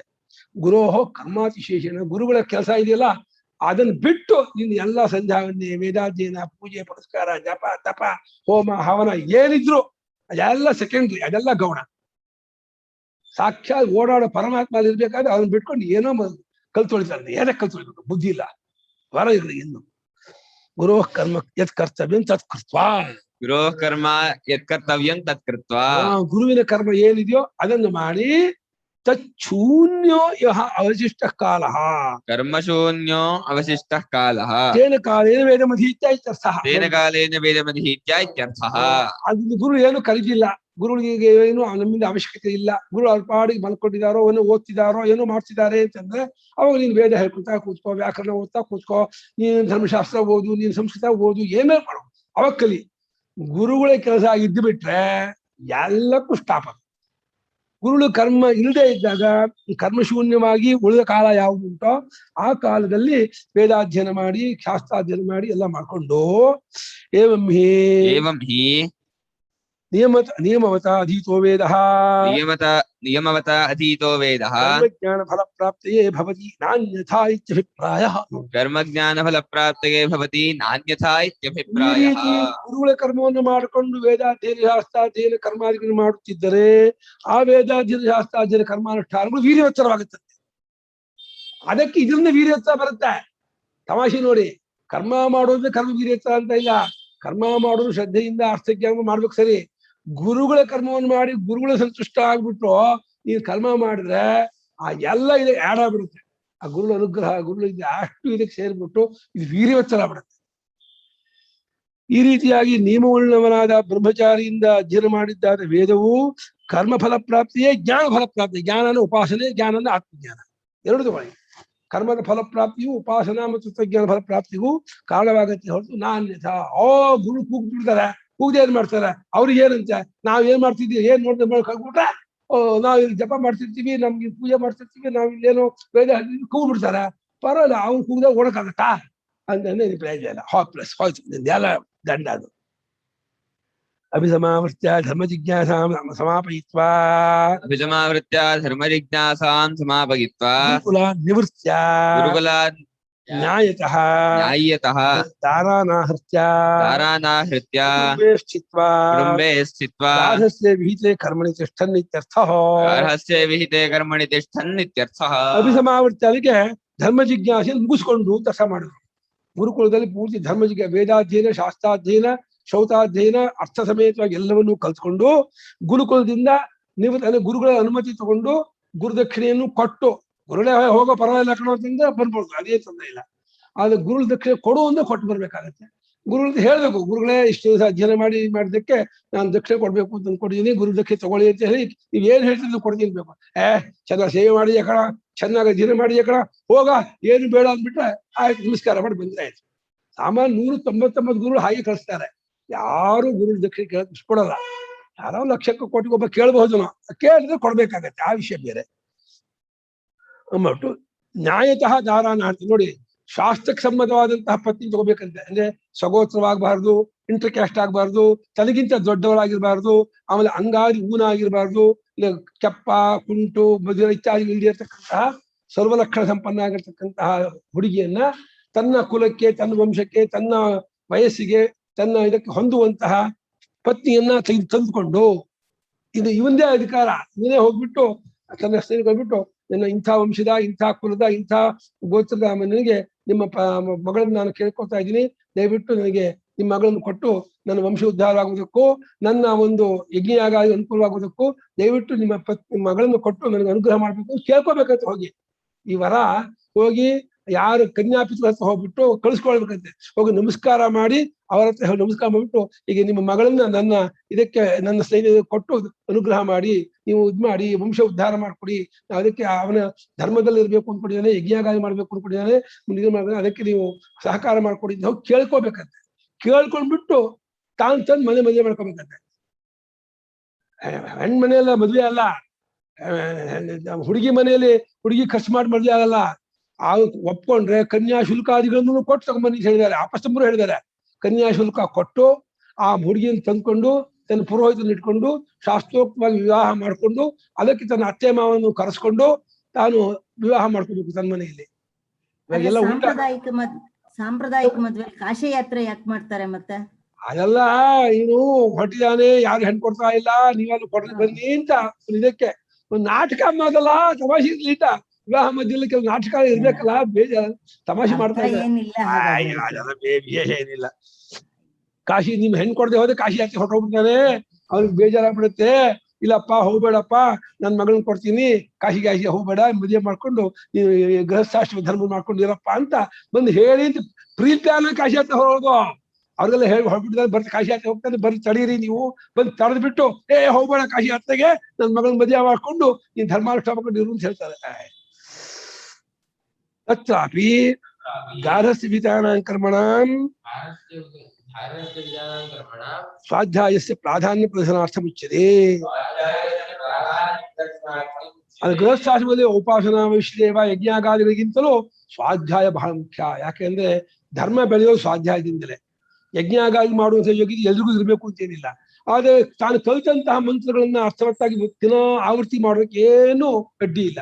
ಅದನ್ನ ಸ್ವಾಧ್ಯಾಯವೇ ಹೆಚ್ಚು ಪ್ರಾಮುಖ್ಯತೆಯನ್ನು ಕೂಡಿದ್ದು. ಹಾಗೆ ಹೃತಂಚ ಸ್ವಾಧ್ಯಾಯ ಪ್ರವಚನೇಚ, ಸತ್ಯಂಚ ಸ್ವಾಧ್ಯಾಯ, ತಪಶ್ಚ ಸ್ವಾಧ್ಯಾಯ, ದಮಶ್ಚ, ಎಲ್ಲ ಸ್ವಾಧ್ಯಾಯ ಪ್ರವಚನವನ್ನು ಜಾಸ್ತಿ ಹೇಳ್ತಾ ಇದೆ. ಪ್ರವಚನ ಹೇಳೋದು ಧರ್ಮ ಬೆಳೆಯೋದಕ್ಕೆ, ಸ್ವಾಧ್ಯಾಯ ಮಾಡ್ಕೊಳ್ಳೋದು ತಾನು ಅವಿಸ್ಮೃತಿ ಮರೆಯದೇ ಇರೋದಕ್ಕಾಗಿ. ಈ ರೀತಿ ಸ್ವಾಧ್ಯಾಯವನ್ನ ಜಾಸ್ತಿ ಹೆಚ್ಚಿನ ಪ್ರಾಧಾನ್ಯತೆ ಕೊಡುವುದು ಎಂಬುದಾಗಿ ಅದಕ್ಕಾಗಿ ಹೇಳ್ತಾ ಇದೆ. ಶುಚೌ ವಿವಿಕ್ತೆ ಅಮೇಧ್ಯಾಜರಹಿತೆ ದೇಶೇ ಯಥಾವದಾಸೀನಃ ಸ್ವಾಧ್ಯಾಯಮಧೀಯಾನಃ. ಶುದ್ಧವಾದ ವಿಂಗಡವಾದ ಅಮೇಧ್ಯಾದಿಗಳು ಯಾವುದೂ ಇರ್ತಕ್ಕಂತಹ ಅರಣ್ಯ ನದಿ ಪುಳದ ಜಾಗಕ್ಕೆ ಹೋಗಿ ಯಾರಿಗೂ ತೊಂದರೆ ಆಗದೇನೆಯೇ ಪವಿತ್ರ ಪಾಣಿ ದರ್ಭೆಯನ್ನು ಹಾಕೊಂಡು, ಅಡಿಗೂ ದರ್ಭೆ ಆಸನ ಹಾಕೊಂಡು ಪೂರ್ವಾಭಿಮುಖನಾಗಿ ಇದು ಪಂಚಪಾತ್ರೆ ನೀರನ್ನು ಇಟ್ಕೊಂಡು ದೇವತಾ ಸ್ಮರಣೆ ಮಾಡುತ್ತಾ ವೇದಾಧ್ಯಯನವನ್ನು ಆರಂಭ ಮಾಡ್ಕೋಬೇಕು. ವೇದ ಪಾರಾಯಣ ಮಾಡ್ಕೋಬೇಕು. ಪ್ರತಿನಿತ್ಯ ವೇದ ಪಾರಾಯಣ ಮಾಡ್ಬೇಕು. ಅವನು ಶುದ್ಧವಾದಲ್ಲಿ ಪ್ರಾಂಗ್ಮುಖನಾಗಿ ಪವಿತ್ರ ಪಾಣಿಯಾಗಿ ದರ್ಭೆಯಲ್ಲಿ ಆಸೀನಾಗಿ ಅವನು ಪ್ರತಿನಿತ್ಯ ಯಥಾವತ್ತಾಗಿ ಪ್ರತಿ ಆರಂಭದಿಂದ ಕೊನೆಯವರೆಗೂ ದಿನ ಒಂದಷ್ಟು ಅಧ್ಯಯನ ಮಾಡಿ ನೆನ್ನೆ ಎಲ್ಲಿ ಮುಗಿಸಿದ್ದೆ ಜ್ಞಾಪಕ ಮಾಡ್ಕೊಂಡು ಅಲ್ಲಿನ ಮುಂದಕ್ಕೆ ಮಾರನೇ ದಿವಸ, ಅಲ್ಲಿನ ಮುಂದಕ್ಕೆ ಅದರ ಮಾರನೇ ದಿವಸ, ಹೀಗೆ ಯಥಾವತ್ತಾಗಿ ಅಧ್ಯಯನ ಮಾಡ್ತಾ ಇರಬೇಕು. ನೈತ್ಯಕಂ ಅಧಿಕಂಚ ಯಥಾಶಕ್ತಿ ಋಗಾದ್ಯಭ್ಯಾಸಂಚ ಕುರ್ವನ್ ಧಾರ್ಮಿಕಾನ್ ಪುತ್ರಾನ್ ಶಿಷ್ಯಾಂಶ್ಚ ಧರ್ಮಯುಕ್ತಾನ್ ವಿದಧತ್ ಧಾರ್ಮಿಕತ್ವೇನ ತಾನ್ ನಿಯಮಯನ್ ಆತ್ಮನಿ ಸ್ವಹೃದಯೇ ಹಾರ್ದೆ ಬ್ರಹ್ಮಣಿ ಸರ್ವೇಂದ್ರಿಯಾಣಿ ಸಂಪ್ರತಿಷ್ಠಾಪ್ಯ ಉಪಸಂಹೃತ್ಯ ಇಂದ್ರಿಯ ಗ್ರಹಣಾತ್ ಕರ್ಮಾಣಿ ಚ ಸನ್ಯಸ್ಯ. ಹಾಗೆ ನೈತ್ಯಕಂ ಅಂದ್ರೆ ಪ್ರತಿನಿತ್ಯ ಇಷ್ಟಿಷ್ಟು ಮಾಡ್ಕೊಂಡಿದ್ದಲ್ಲ ಅಷ್ಟು ಅಧ್ಯಯನ ಮಾಡಿ. ಅಧಿಕಂಚ ಇಲ್ಲ, ಇವತ್ತು ಪ್ರಸಕ್ತಿದೆ, ಇನ್ನೊಂದು ಪ್ರಶ್ನೆ ಹೇಳ್ತೀನಿ, ಇನ್ನೊಂದು ಅಧ್ಯಾಯ ಹೇಳ್ತೀನಿ ಅಂತ ದಿನ ಒಂದೊಂದು ಅಧ್ಯಾಯ ಹೇಳೋದು. ಇಲ್ಲ ಇವತ್ತು ಅವಕಾಶ ಇದೆ 2 ಅಧ್ಯಾಯ 3 ಅಧ್ಯಾಯ ಹೇಳ್ಬೋದು, ಅದೇನಿಲ್ಲ. ಆದ್ರೆ ಕಮ್ಮಿ ಮಾಡಬೇಡಿ ಅಂತ ಹೇಳ್ತಾ ಇದ್ದಾರೆ. ನಿತ್ಯ ಎಷ್ಟು ಮಾಡ್ಕೊಂಡಿರ್ತೀರೋ ಅಷ್ಟನ್ನು ಮಾಡಿ ಅವಕಾಶ ಇದೆ ಜಾಸ್ತಿ ಮಾಡಿ, ಇಲ್ಲ ಅಷ್ಟಕ್ಕೆ ನಿಲ್ಲಿಸಿ. ದಿಶಾಶಕ್ತಿ ಋಗಾದಿ ಅಂದ್ರೆ ಋಕ್ಷಾಖೆಯವರು ಋಗ್ವೇದವನ್ನ, ಯಜುಶಾಖೆಯವರು ಯಜುರ್ವೇದವನ್ನ, ಸಾಮಶಾಖೆಯವರು ಸಾಮವೇದವನ್ನ, ಆಯಾಯ ಶಾಖೆಯವರು ಆಯಾ ವೇದವನ್ನ ಯಥಾಶಾಸ್ತ್ರವಾಗಿ ಅಧ್ಯಯನ ಮಾಡುತ್ತಾ ಮಕ್ಕಳನ್ನು ಶಿಷ್ಯರನ್ನು ಧಾರ್ಮಿಕರನ್ನಾಗಿ ಮಾಡುತ್ತಾ ಅವರಿಗೂ ಈ ಧರ್ಮೋಪದೇಶ ಮಾಡಿ ಈ ಧರ್ಮ ಮಾರ್ಗದಲ್ಲಿಯೇ ಇರಿಸುವಂತೆ ಮಾಡಿ ಧರ್ಮಯುಕ್ತನಾಗಿ ಮಾಡುತ್ತಾ ಧಾರ್ಮಿಕತ್ವೇನ ಧರ್ಮಕರಾಗಿರುವಂತೆ ಮಾಡುತ್ತಾ ನಿಯಮಯನ್ನು ಹೀಗಿರ್ಬೇಕಂಡ್ರೋ ಬೇಗ ಹೇಳ್ಬೇಕು, ಶುಚಿ ಇದು ಬಹಿರ್ದೇಶ ಮುಗಿಸ್ಕೊಂಡು ಹದ್ವಿಜಯಲ್ಲಿ ಮಾಡ್ಕೊಂಡು ಸ್ನಾನ ಮಾಡಿ ಮರಿಯಲ್ಲಿ ಇಟ್ಕೊಂಡು ಸಂಧ್ಯಾದಿ ಮಾಡಿ ವೇದ ಪಾರಾಯಣ ಮಾಡ್ಬೇಕು ಅಂತೇಳಿ ಈ ರೀತಿಯಾಗಿ ನಿಯಮ ಮಾಡುತ್ತಾ ಆಮೇಲೆ ತಾನು ತನ್ನ ಹೃದಯದಲ್ಲಿ ಇರತಕ್ಕಂಥ ಬ್ರಹ್ಮ ಇದೆ, ಹಾರ್ದ ಬ್ರಹ್ಮ. ಹಾರ್ದ ಬ್ರಹ್ಮದಲ್ಲಿ ಮನಸ್ಸನ್ನು ಇಂದ್ರಿಯಗಳನ್ನು ಅಡಗಿಸ್ಕೋಬೇಕಂತೆ. ಅದೇ ಈ ಮನಸ್ಸಾಗಿ ಇಂದ್ರಿಯ ತೋರ್ತಾ ಇರೋದು ಅಂತ ವೇದಾಂತವನ್ನು ಅಧ್ಯಯನ ಮಾಡಿ ಆ ವಿಚಾರವನ್ನು ತಿಳ್ಕೊಂಡು ಆ ಆತ್ಮಧ್ಯಾನ ಮಾಡ್ತಾ ಕೂತ್ಕೋಬೇಕಂತೆ. ನೋಡಿ, ಮುಂದಕ್ಕೆ ವೇದಾಧ್ಯಯನ ಮಾಡಿ ಶಾಸ್ತ್ರಾಧ್ಯಯನ ಮಾಡಿ ಮುಂದಕ್ಕೆ ಏನ್ ಮಾಡ್ಬೇಕು ಅಂತಂದ್ರೆ ಶ್ರುತಿ ಹೇಳ್ತಾ ಇದೆ, ಆ ಸ್ವಹೃದಯದಲ್ಲಿ ಹಾರ್ದ ಬ್ರಹ್ಮದಲ್ಲಿ ಎಲ್ಲಾ ಇಂದ್ರಿಯಗಳನ್ನು ಅಡಗಿಸ್ಕೊಳ್ಳಿ, ಮನಸ್ಸನ್ನು ಅಲ್ಲಿ ಅಡಗಿಸ್ಕೊಳ್ಳಿ, ಉಪಸಂಹಾರ ಮಾಡ್ಕೊಳ್ಳಿ ಅಂದ್ರು. ಅದು ಇಂದ್ರಿಯಗಳನ್ನು ಮನಸ್ಸನ್ನು ಅಡಗಿಸ್ಕೊಳ್ಳಿ ಅರ್ಥ ಏನಾಯ್ತು? ಕರ್ಮಾಣಿ ಸನ್ಯಾಸ್ಯ, ವಯಸ್ಸಾದ್ಮೇಲೆ ಎಲ್ಲ ಸನ್ಯಾಸ ಮಾಡಿ ತತ್ವ ವಿಚಾರ ಕೂತ್ಕೊಂಡ್ಬಿಡಿ, ಕರ್ಮಗಳನ್ನು ಬಿಡಿ. ಅದು ಶಾಸ್ತ್ರೋಕ್ತ ಕ್ರಮದಲ್ಲಿಯೇ ಕರ್ಮ ಮಾಡೋದಕ್ಕೆ ಶಾಸ್ತ್ರ ನಿಯಮ ಹೇಳಿದ್ಯೋ, ಬಿಡೋದಕ್ಕೂ ಶಾಸ್ತ್ರ ಕ್ರಮ ತೋರಿಸ್ಕೊಟ್ಟಿದೆ, ಈ ರೀತಿ ಕರ್ಮ ಬಿಡಿ ಅಂತ. ಬಿಡೋದಕ್ಕೂ ಸನ್ಯಾಸ ಅದು ಕರ್ಮ ಬಿಡೋಕೆ ಒಂದು ಪ್ರಕಾರ, ಗೃಹಸ್ಥಾಶ್ರಮ ಕರ್ಮ ಸ್ವೀಕಾರ ಮಾಡೋದಕ್ಕೆ ಒಂದು ಪ್ರಕಾರ. ಕರ್ಮ ಸ್ವೀಕಾರ ಮಾಡೋದಕ್ಕೂ ಶಾಸ್ತ್ರ ಒಂದು ರೀತಿ ಹೇಳಿದೆ, ಬಿಡೋದಕ್ಕೂ ಒಂದು ರೀತಿ ಹೇಳಿದೆ. ಆ ಪ್ರಕಾರ ಕರ್ಮ ಕಟ್ಕೊಳ್ಬೇಕು, ಆ ಪ್ರಕಾರ ಕರ್ಮ ಬಿಟ್ಕೊಳ್ಬೇಕು. ಕರ್ಮ ಬಿಟ್ಕೊಂಡ್ಮೇಲೆ ಹಿಂಸೆ ಮಾಡಬಾರ್ದು. ಹಿಂಸೆ ಮಾಡಬಾರ್ದು, ಭಿಕ್ಷೆ ಮಾಡಿದ್ರೆ ಹಿಂಸೆ ಆಗತ್ತಲ್ಲ ಅಂದ್ರೆ ಅದು ಎಕ್ಸೆಪ್ಷನ್ ಅಂತಾರೆ. ನೋಡಿ, ಅಹಿಂಸನ್ ಹಿಂಸಾಂ ಪರಪೀಡಾಂ ಕುರ್ವನ್ ಸರ್ವಭೂತಾನಿ ಸ್ಥಾವರ ಜಂಗಮಾನಿ ಭೂತಾನಿ ಅಪೀಡೆಯನ್ ಇತ್ಯರ್ಥ. ಯಾವ ಪ್ರಾಣಿಗೂ ಹಿಂಸೆ ಮಾಡದೆ ಬುದ್ಧಿಪೂರ್ವಕವಾಗಿ ಹಿಂಸೆ ಆಗಲಿ ಅಂತ ಹೇಳಿ ನಡ್ಕೋಬಾರ್ದು. ನೀವು ನಡಿಬೇಕಾದ್ರೆ ಇರ್ಲೆ ತಿಳಿದೆ ಗೊದ್ದ ತಿಳಿದೆ ನಮ್ಗೆ ಗೊತ್ತಿಲ್ಲದೆ ಆಗಿರೋದು ಅದೇನು ಮಾಡಕ್ಕಾಗಲ್ಲ. ತಿಳಿದು ನಾಯಿ ಕಲ್ಲು ಹೊಡಿತೀನಿ, ಹಸು ಕೋಲಿಂದ ಹೊಡಿತೀನಿ, ಕಾಗೆ ಕಲ್ಲು, ಅದೆಲ್ಲ ಮಾಡಬೇಡಿ. ಯಾರಿಗೂ ಬೈಬೇಡಿ, ಚುಚ್ಚಬೇಡಿ, ಹಿಂಸೆ ಮಾಡಬೇಡಿ. ಯಾವ ಪ್ರಾಣಿಗೂ ಬುದ್ಧಿಪೂರ್ವಕವಾಗಿ ಹಿಂಸೆಯನ್ನು ಮಾಡದೆ, ಸ್ಥಾವಜಂಗಮವಾಗಿರುವ ಸಮಸ್ತ ಪ್ರಾಣಿಗಳಿಗೂ ಹಿಂಸೆಯನ್ನು ಮಾಡದೆ, ಪೀಡೆ ಮಾಡದೆ ಇದ್ಕೊಂಡವನ. ಭಿಕ್ಷೆ ಮಾಡೋದು ಪೀಡೆ ಆಗತ್ತಲ್ಲ ಅನ್ನೋದು ಬರೀತಾರೆ. ಭಿಕ್ಷಾ ನಿಮಿತ್ತಂ ಅಠನಾಜಿನಾಪಿ ಪರಪೀಡಾ ಸ್ಯಾದಿತ್ಯತಃ ಆಹ ಅನ್ಯತ್ರ ತೀರ್ಥೇಭ್ಯ.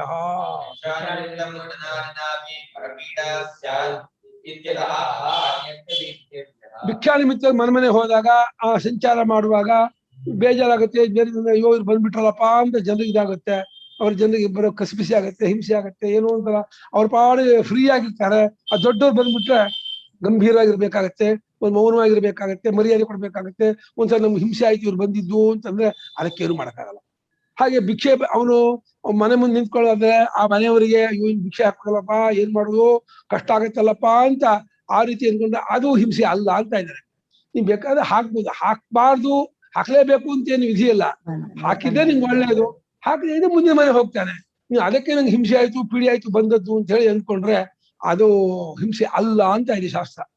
ಸನ್ಯಾಸಿಗಳು ತಮ್ಮ ಜೀವನಕ್ಕಾಗಿ, ಶರೀರ ಸ್ಥಿತಿಗಾಗಿ, ಜೀವನ ಅಂದ್ರೆ ಶರೀರ ಸ್ಥಿತಿಗಾಗಿ ಏನು ಭಿಕ್ಷೆ ಸ್ವೀಕಾರ ಮಾಡ್ತಾರೆ, ಅದರಿಂದ ಗೃಹಸ್ಥರಿಗೆ ಪೀಡೆ ಆಗುತ್ತೆ ಅಂತ ಅಂದ್ಕೊಂಡ್ರೆ ಆ ಪೀಡೆ ಅಲ್ಲ, ಇವನು ಮಾಡಿದ ಪೀಡೆ ಅಲ್ಲ, ಹಿಂಸೆ ಅಲ್ಲ. ಅದು ಅವರ ದುರ್ಬುದ್ಧಿ ಅಂತ ಅರ್ಥವೇ ಹೊರತು ಸನ್ಯಾಸಿ ಹಿಂಸೆ ಕೊಟ್ಟ, ಪೀಡೆ ಕೊಟ್ಟ ಅಂತ ಅನ್ಕೋಬಾರ್ದು. ಅಷ್ಟರ ಮಟ್ಟಿನ ಪೀಡೆ ಹಿಂಸೆ ಕೊಡೋಕೆ ಎಕ್ಸೆಪ್ಷನ್ ಇದೆಯೋ ಮಾಡಿದೆ ಶಾಸ್ತ್ರ. ಮಾಡು, ಏನು ಮಾಡಕ್ಕಾಗಲ್ಲ. ಯಾಕೆ ನಿನ್ನ ದೇಹ ಉಳ್ಕೋಬೇಕಲ್ಲ. ನಿನ್ನ ದೇಹ ಉಳ್ಕೊಳಕ್ ನೀನು ಎಲ್ಲವನ್ನು ಸನ್ಯಾಸ ಮಾಡೋದ್ರಿಂದ ನಿನ್ನೊಂದು ಏನು ಇಲ್ಲವಾದ್ರಿಂದ ನೀ ಭಿಕ್ಷೆಯಿಂದಲೇ ನೀನು ಜೀವನ ನಿರ್ವಹಣೆ ಮಾಡ್ಬೇಕು ಅಂತ ಇದ್ರೆ ಅದನ್ನ ಮಾಡು. ಅದರಿಂದ ಅವ್ರು ಪೀಡೆ ಆಗತ್ತೆ ಅಂದ್ಕೊಂಡ್ರೆ ಅದು ಅವ್ರದ್ದು ಅಷ್ಟೇ ಹೊರತು ನಿನಗೆ ಆ ಬುದ್ಧಿ ಇಲ್ಲವಾದ್ರಿಂದ ಅದು ಪೀಡೆ ಅಲ್ಲ. ತೀರ್ಥನಾಮ ಶಾಸ್ತ್ರಾನುಜ್ಞಾನ. ಈ ತೀರ್ಥ ಅಂದ್ರೆ ಶಾಸ್ತ್ರ ಒಪ್ಪಿಗೆ ಕೊಟ್ಟ ಜಾಗವಲ್ಲ ತೀರ್ಥ. ಎಲ್ಲೆಲ್ಲಿ ಯಜ್ಞದಲ್ಲಿ ಪಶು ಮಾಡಬಹುದು ಶಾಸ್ತ್ರ ಕೊಟ್ರೆ ಅದು ಹಿಂಸೆ ಅಲ್ಲ. ಭಿಕ್ಷಾಟನೆ ಮಾಡಬಹುದು ಸನ್ಯಾಸಿಗೆ ಅನುಮತಿ ಕೊಟ್ರೆ ಅದು ಹಿಂಸೆ ಅಲ್ಲ. ಹಾಗೆ ಯಾವುದನ್ನು ಶಾಸ್ತ್ರ ನೀನ್ ಮಾಡು ಅಂತ ಒಪ್ಪಿಗೆ ಕೊಟ್ಟಿದ್ಯೋ ಅದು ನಮ್ಮ ಚರ್ಮೇಂದ್ರಿಯಕ್ಕೆ ಹಿಂಸೆಯಾಗಿ ಕಂಡರೂ ಕೂಡ ಅದನ್ನ ಹಿಂಸೆ, ಪೀಡೆ ಅಂತ ಅನ್ಕೋಬಾರ್ದು. ಯಾಕಂದ್ರೆ ವೇದ ಅಯಂ ಧರ್ಮ ಅಯಂ ಅಧರ್ಮ ಇತ್ಯುಕ್ತ ವೇದ ಏವನ ಪ್ರಮಾಣ. ಇದು ಧರ್ಮ, ಇದು ಅಧರ್ಮ, ವೇದವೇ ಪ್ರಮಾಣ. ಯಾಕೆ ಅತೀಂದ್ರಿಯತ್ವ ತಯೋ, ಅದೇ ಧರ್ಮಾಧರ್ಮಗಳು ಅತೀಂದ್ರಿಯವಾದದ್ರಿಂದ ಯಜ್ಞಯಾಗಾದಿಗಳು ಧರ್ಮ ಅಂತ ಯಾಗ ಶ್ರುತಿ ಹೇಳ್ತಾ ಇರೋದ್ರಿಂದ ಯಜ್ಞದಲ್ಲಿ ಬರುವ ಹಿಂಸೆಯೇ ಅಲ್ಲ ಅಂತ ತಿಳ್ಕೋಬೇಕು ಅಂತ ಶಬರಸ್ವಾಮಿಗಳು, ಜೈಮಿನಿಗಳು ವೇದದಲ್ಲೆಲ್ಲ ಬೇಕಾಷ್ಟು ಹೇಳಿದ್ದಾರೆ. ಇದನ್ನು ದೊಡ್ಡ ಗಲಾಟೆ ಮಾಡಿದ್ದಾರೆ ಇವತ್ತು. ಯಜ್ಞ ಮಾಡಿ ಆಡ್ಕೊಳ್ತಾರೆ, ಕುರಿ ಕೊಳ್ತಾರೆ, ಹಂಗ್ ಮಾಡ್ತಾರೆ ಅಂತ. ಅದರ ಉದ್ದೇಶ ಯಜ್ಞದ್ದು ಆಡು ತಿನ್ನುವವರಿಗೆ ಆಡು ಲಕ್ಷಗಟ್ಟಲೆ ದೇಶದಲ್ಲಿ ಬೆಳಿಬೇಕು, ಅವರಿಗೆ ಅದರ ಕೊರತೆ ಆಗ್ಬಾರ್ದು. ಕುರಿ ತಿನ್ನುವವರಿಗೆ ಕುರಿ ಕೊರತೆ ಆಗ್ಬಾರ್ದು. ಹಾಗಾಗಿ ಆ ದೇವತೆಗೆ ಕೊಟ್ಟರೆ ಆ ಆಡಿನ ಶರೀರ ಎಷ್ಟು ರಕ್ತ ಕಣ ಇದೆಯೋ ಅಷ್ಟು ಆಡುಗಳು ಹುಟ್ಕೊಳ್ಳುತ್ತೆ ಅಂತ ಹೇಳುತ್ತೆ. ಅದಕ್ಕೆ ನಾವು ಅಕ್ಕಿಯನ್ನ ಪುರೋರಾಶಿಯನ್ನ ಆಹುತಿ ಕೊಡೋದು ನಮ್ಮ ದೇಶದಲ್ಲಿ ಅನ್ನ ಸಮೃದ್ಧಿ ಆಗಲಿ ಅಂತ. ದೇವತೆಗಳಿಗೆ ಇಷ್ಟು ಅನ್ನ ಕೊಟ್ರೆ ಅದು ಅದಕ್ಕೆ ಕೋಟಿ ಪಟ್ಟು ಲಕ್ಷ ಪಟ್ಟು ಕೊಡ್ತಾರೆ ಅವರು. ಹಾಗಾಗಿ ಅನ್ನವನ್ನು ಚರು ಪುರೋರಾಶ ಕೊಡ್ತೀವಿ, ತುಪ್ಪ ಕೊಡ್ತೀವಿ, ಇದು ಕೊಡ್ತೀವಿ. ಯಾವ್ಯಾವ್ದು ಮನುಷ್ಯರು ಉಪಯೋಗಿಸ್ಕೊಳ್ತಾ ಇದ್ದಾರೋ, ಅನುಭವಿಸ್ತಾ ಇದ್ದಾರೋ ಅದನ್ನ ದೇವತೆಗಳಿಗೆ ಕೊಟ್ಟರೆ ಆ ಅನ್ನ 10 ಟೈಮ್ ಅಲ್ಲ, 100 ಟೈಮ್ ಅಲ್ಲ, 1000 ಟೈಮ್ ಜಾಸ್ತಿ ಆಗುತ್ತೆ. ಅದಕ್ಕೋಸ್ಕರವಾಗಿ ಅದನ್ನು ಕೊಡ್ತಾರೆ. ಅದನ್ನ ಜಗಳ ಮಾಡ್ತೀನಿ, ವಾದ ಮಾಡ್ತೀನಿ, ಕೂಗಾಡ್ತೀನಿ, ಅದನ್ನ ರಂಪಾಟ ಮಾಡ್ತೀನಿ ಅಂದ್ರೆ ಅದಕ್ಕೆಲ್ಲ ಏನು ಮಾಡೋಕ್ಕಾಗಲ್ಲ. ಅದು ಅವರವರ ಬುದ್ಧಿ. ಸರ್ವಾಶ್ರಮಿಣಾಂಚ ಏತತ್ ಸಮಾನಂ. ಎಲ್ಲಾ ಆಶ್ರಮದವರಿಗೂ ಆ ಆಶ್ರಮ ಧರ್ಮ ಮಾಡಿ ಆಚರಿಸ್ತೀನಿ, ಇದು ಸಮಾನ ಅಂತ ಇದ್ದಾರೆ. ಎಲ್ಲ ಇದು ಎಲ್ಲಾ ಆಶ್ರಮದವರಿಗೂ ಈ ಹಿಂಸೆ ಮಾಡೋದು ಸಮಾನ, ಏನು ಮಾಡಕ್ಕಾಗಲ್ಲ. ಆ ಹಿಂಸೆ ಶಾಸ್ತ್ರ ಅನುಮತಿ ಕೊಟ್ಟಂತಹ ಹಿಂಸೆ.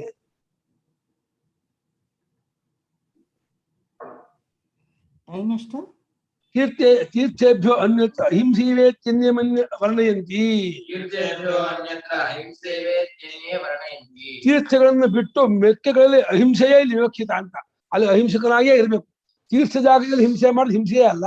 ಬೇರೆ ಕಡೆಯಲ್ಲಿ ಇಲ್ಲಿ ಕರ್ಮ ಸನ್ಯಾಸ ಮಾಡಿ ಅಂದರೆ ಸನ್ಯಾಸಾಶ್ರಮವನ್ನು ಮಾಡಿ ಎಂದು ಅರ್ಥ ಮಾಡಬಹುದು. ಅದಕ್ಕೆ ಮುಂದಿನ ವಾಕ್ಯ ಆಧಾರ ಇದೆ. ಇಲ್ಲಿ ಗಾರ್ಹಸ್ಥ್ಯವೇ ಪ್ರಧಾನವೆಂಬುದು ಈ ಗ್ರಂಥದ ಮೇಲೂ ಗುರುಪಟ್ಟದೆ. ಅದು ಉಪಾಸನೆಗಾಗಿ ಕರ್ಮವನ್ನು ಬಿಟ್ಟು ಎಂದಿಷ್ಟೇ ಇಲ್ಲಿ ಅರ್ಥ ಮಾಡಬಹುದು. ಬರಿಯ ಗೃಹಸ್ಥರಿಗೆ ಮಾತ್ರವೇ ಹೇಳಿದ್ದಲ್ಲ, ತೀರ್ಥಗಳಲ್ಲಿ ಹಿಂಸೆ ಮಾಡಿದ ಹಿಂಸೆಯೇ ಅಲ್ಲ ಎಂದು ಅವರ ಅಭಿಪ್ರಾಯ. ತೀರ್ಥದಲ್ಲಿ ಶಾಸ್ತ್ರ ಅನುಮತಿ ಕೊಟ್ಟ ಜಾಗದಲ್ಲಿ ಏನ್ ಹಿಂಸೆ ಮಾಡ್ತೀವೋ ಅದು ಹಿಂಸೆಯೇ ಅಲ್ಲ ಅಂತ ಹೇಳಿ ಇದು ಹೇಳ್ತಾರೆ. ಕುಟುಂಬೇ ಏವ ಏತತ್ ಸರ್ವಂ ಕುರ್ವನ್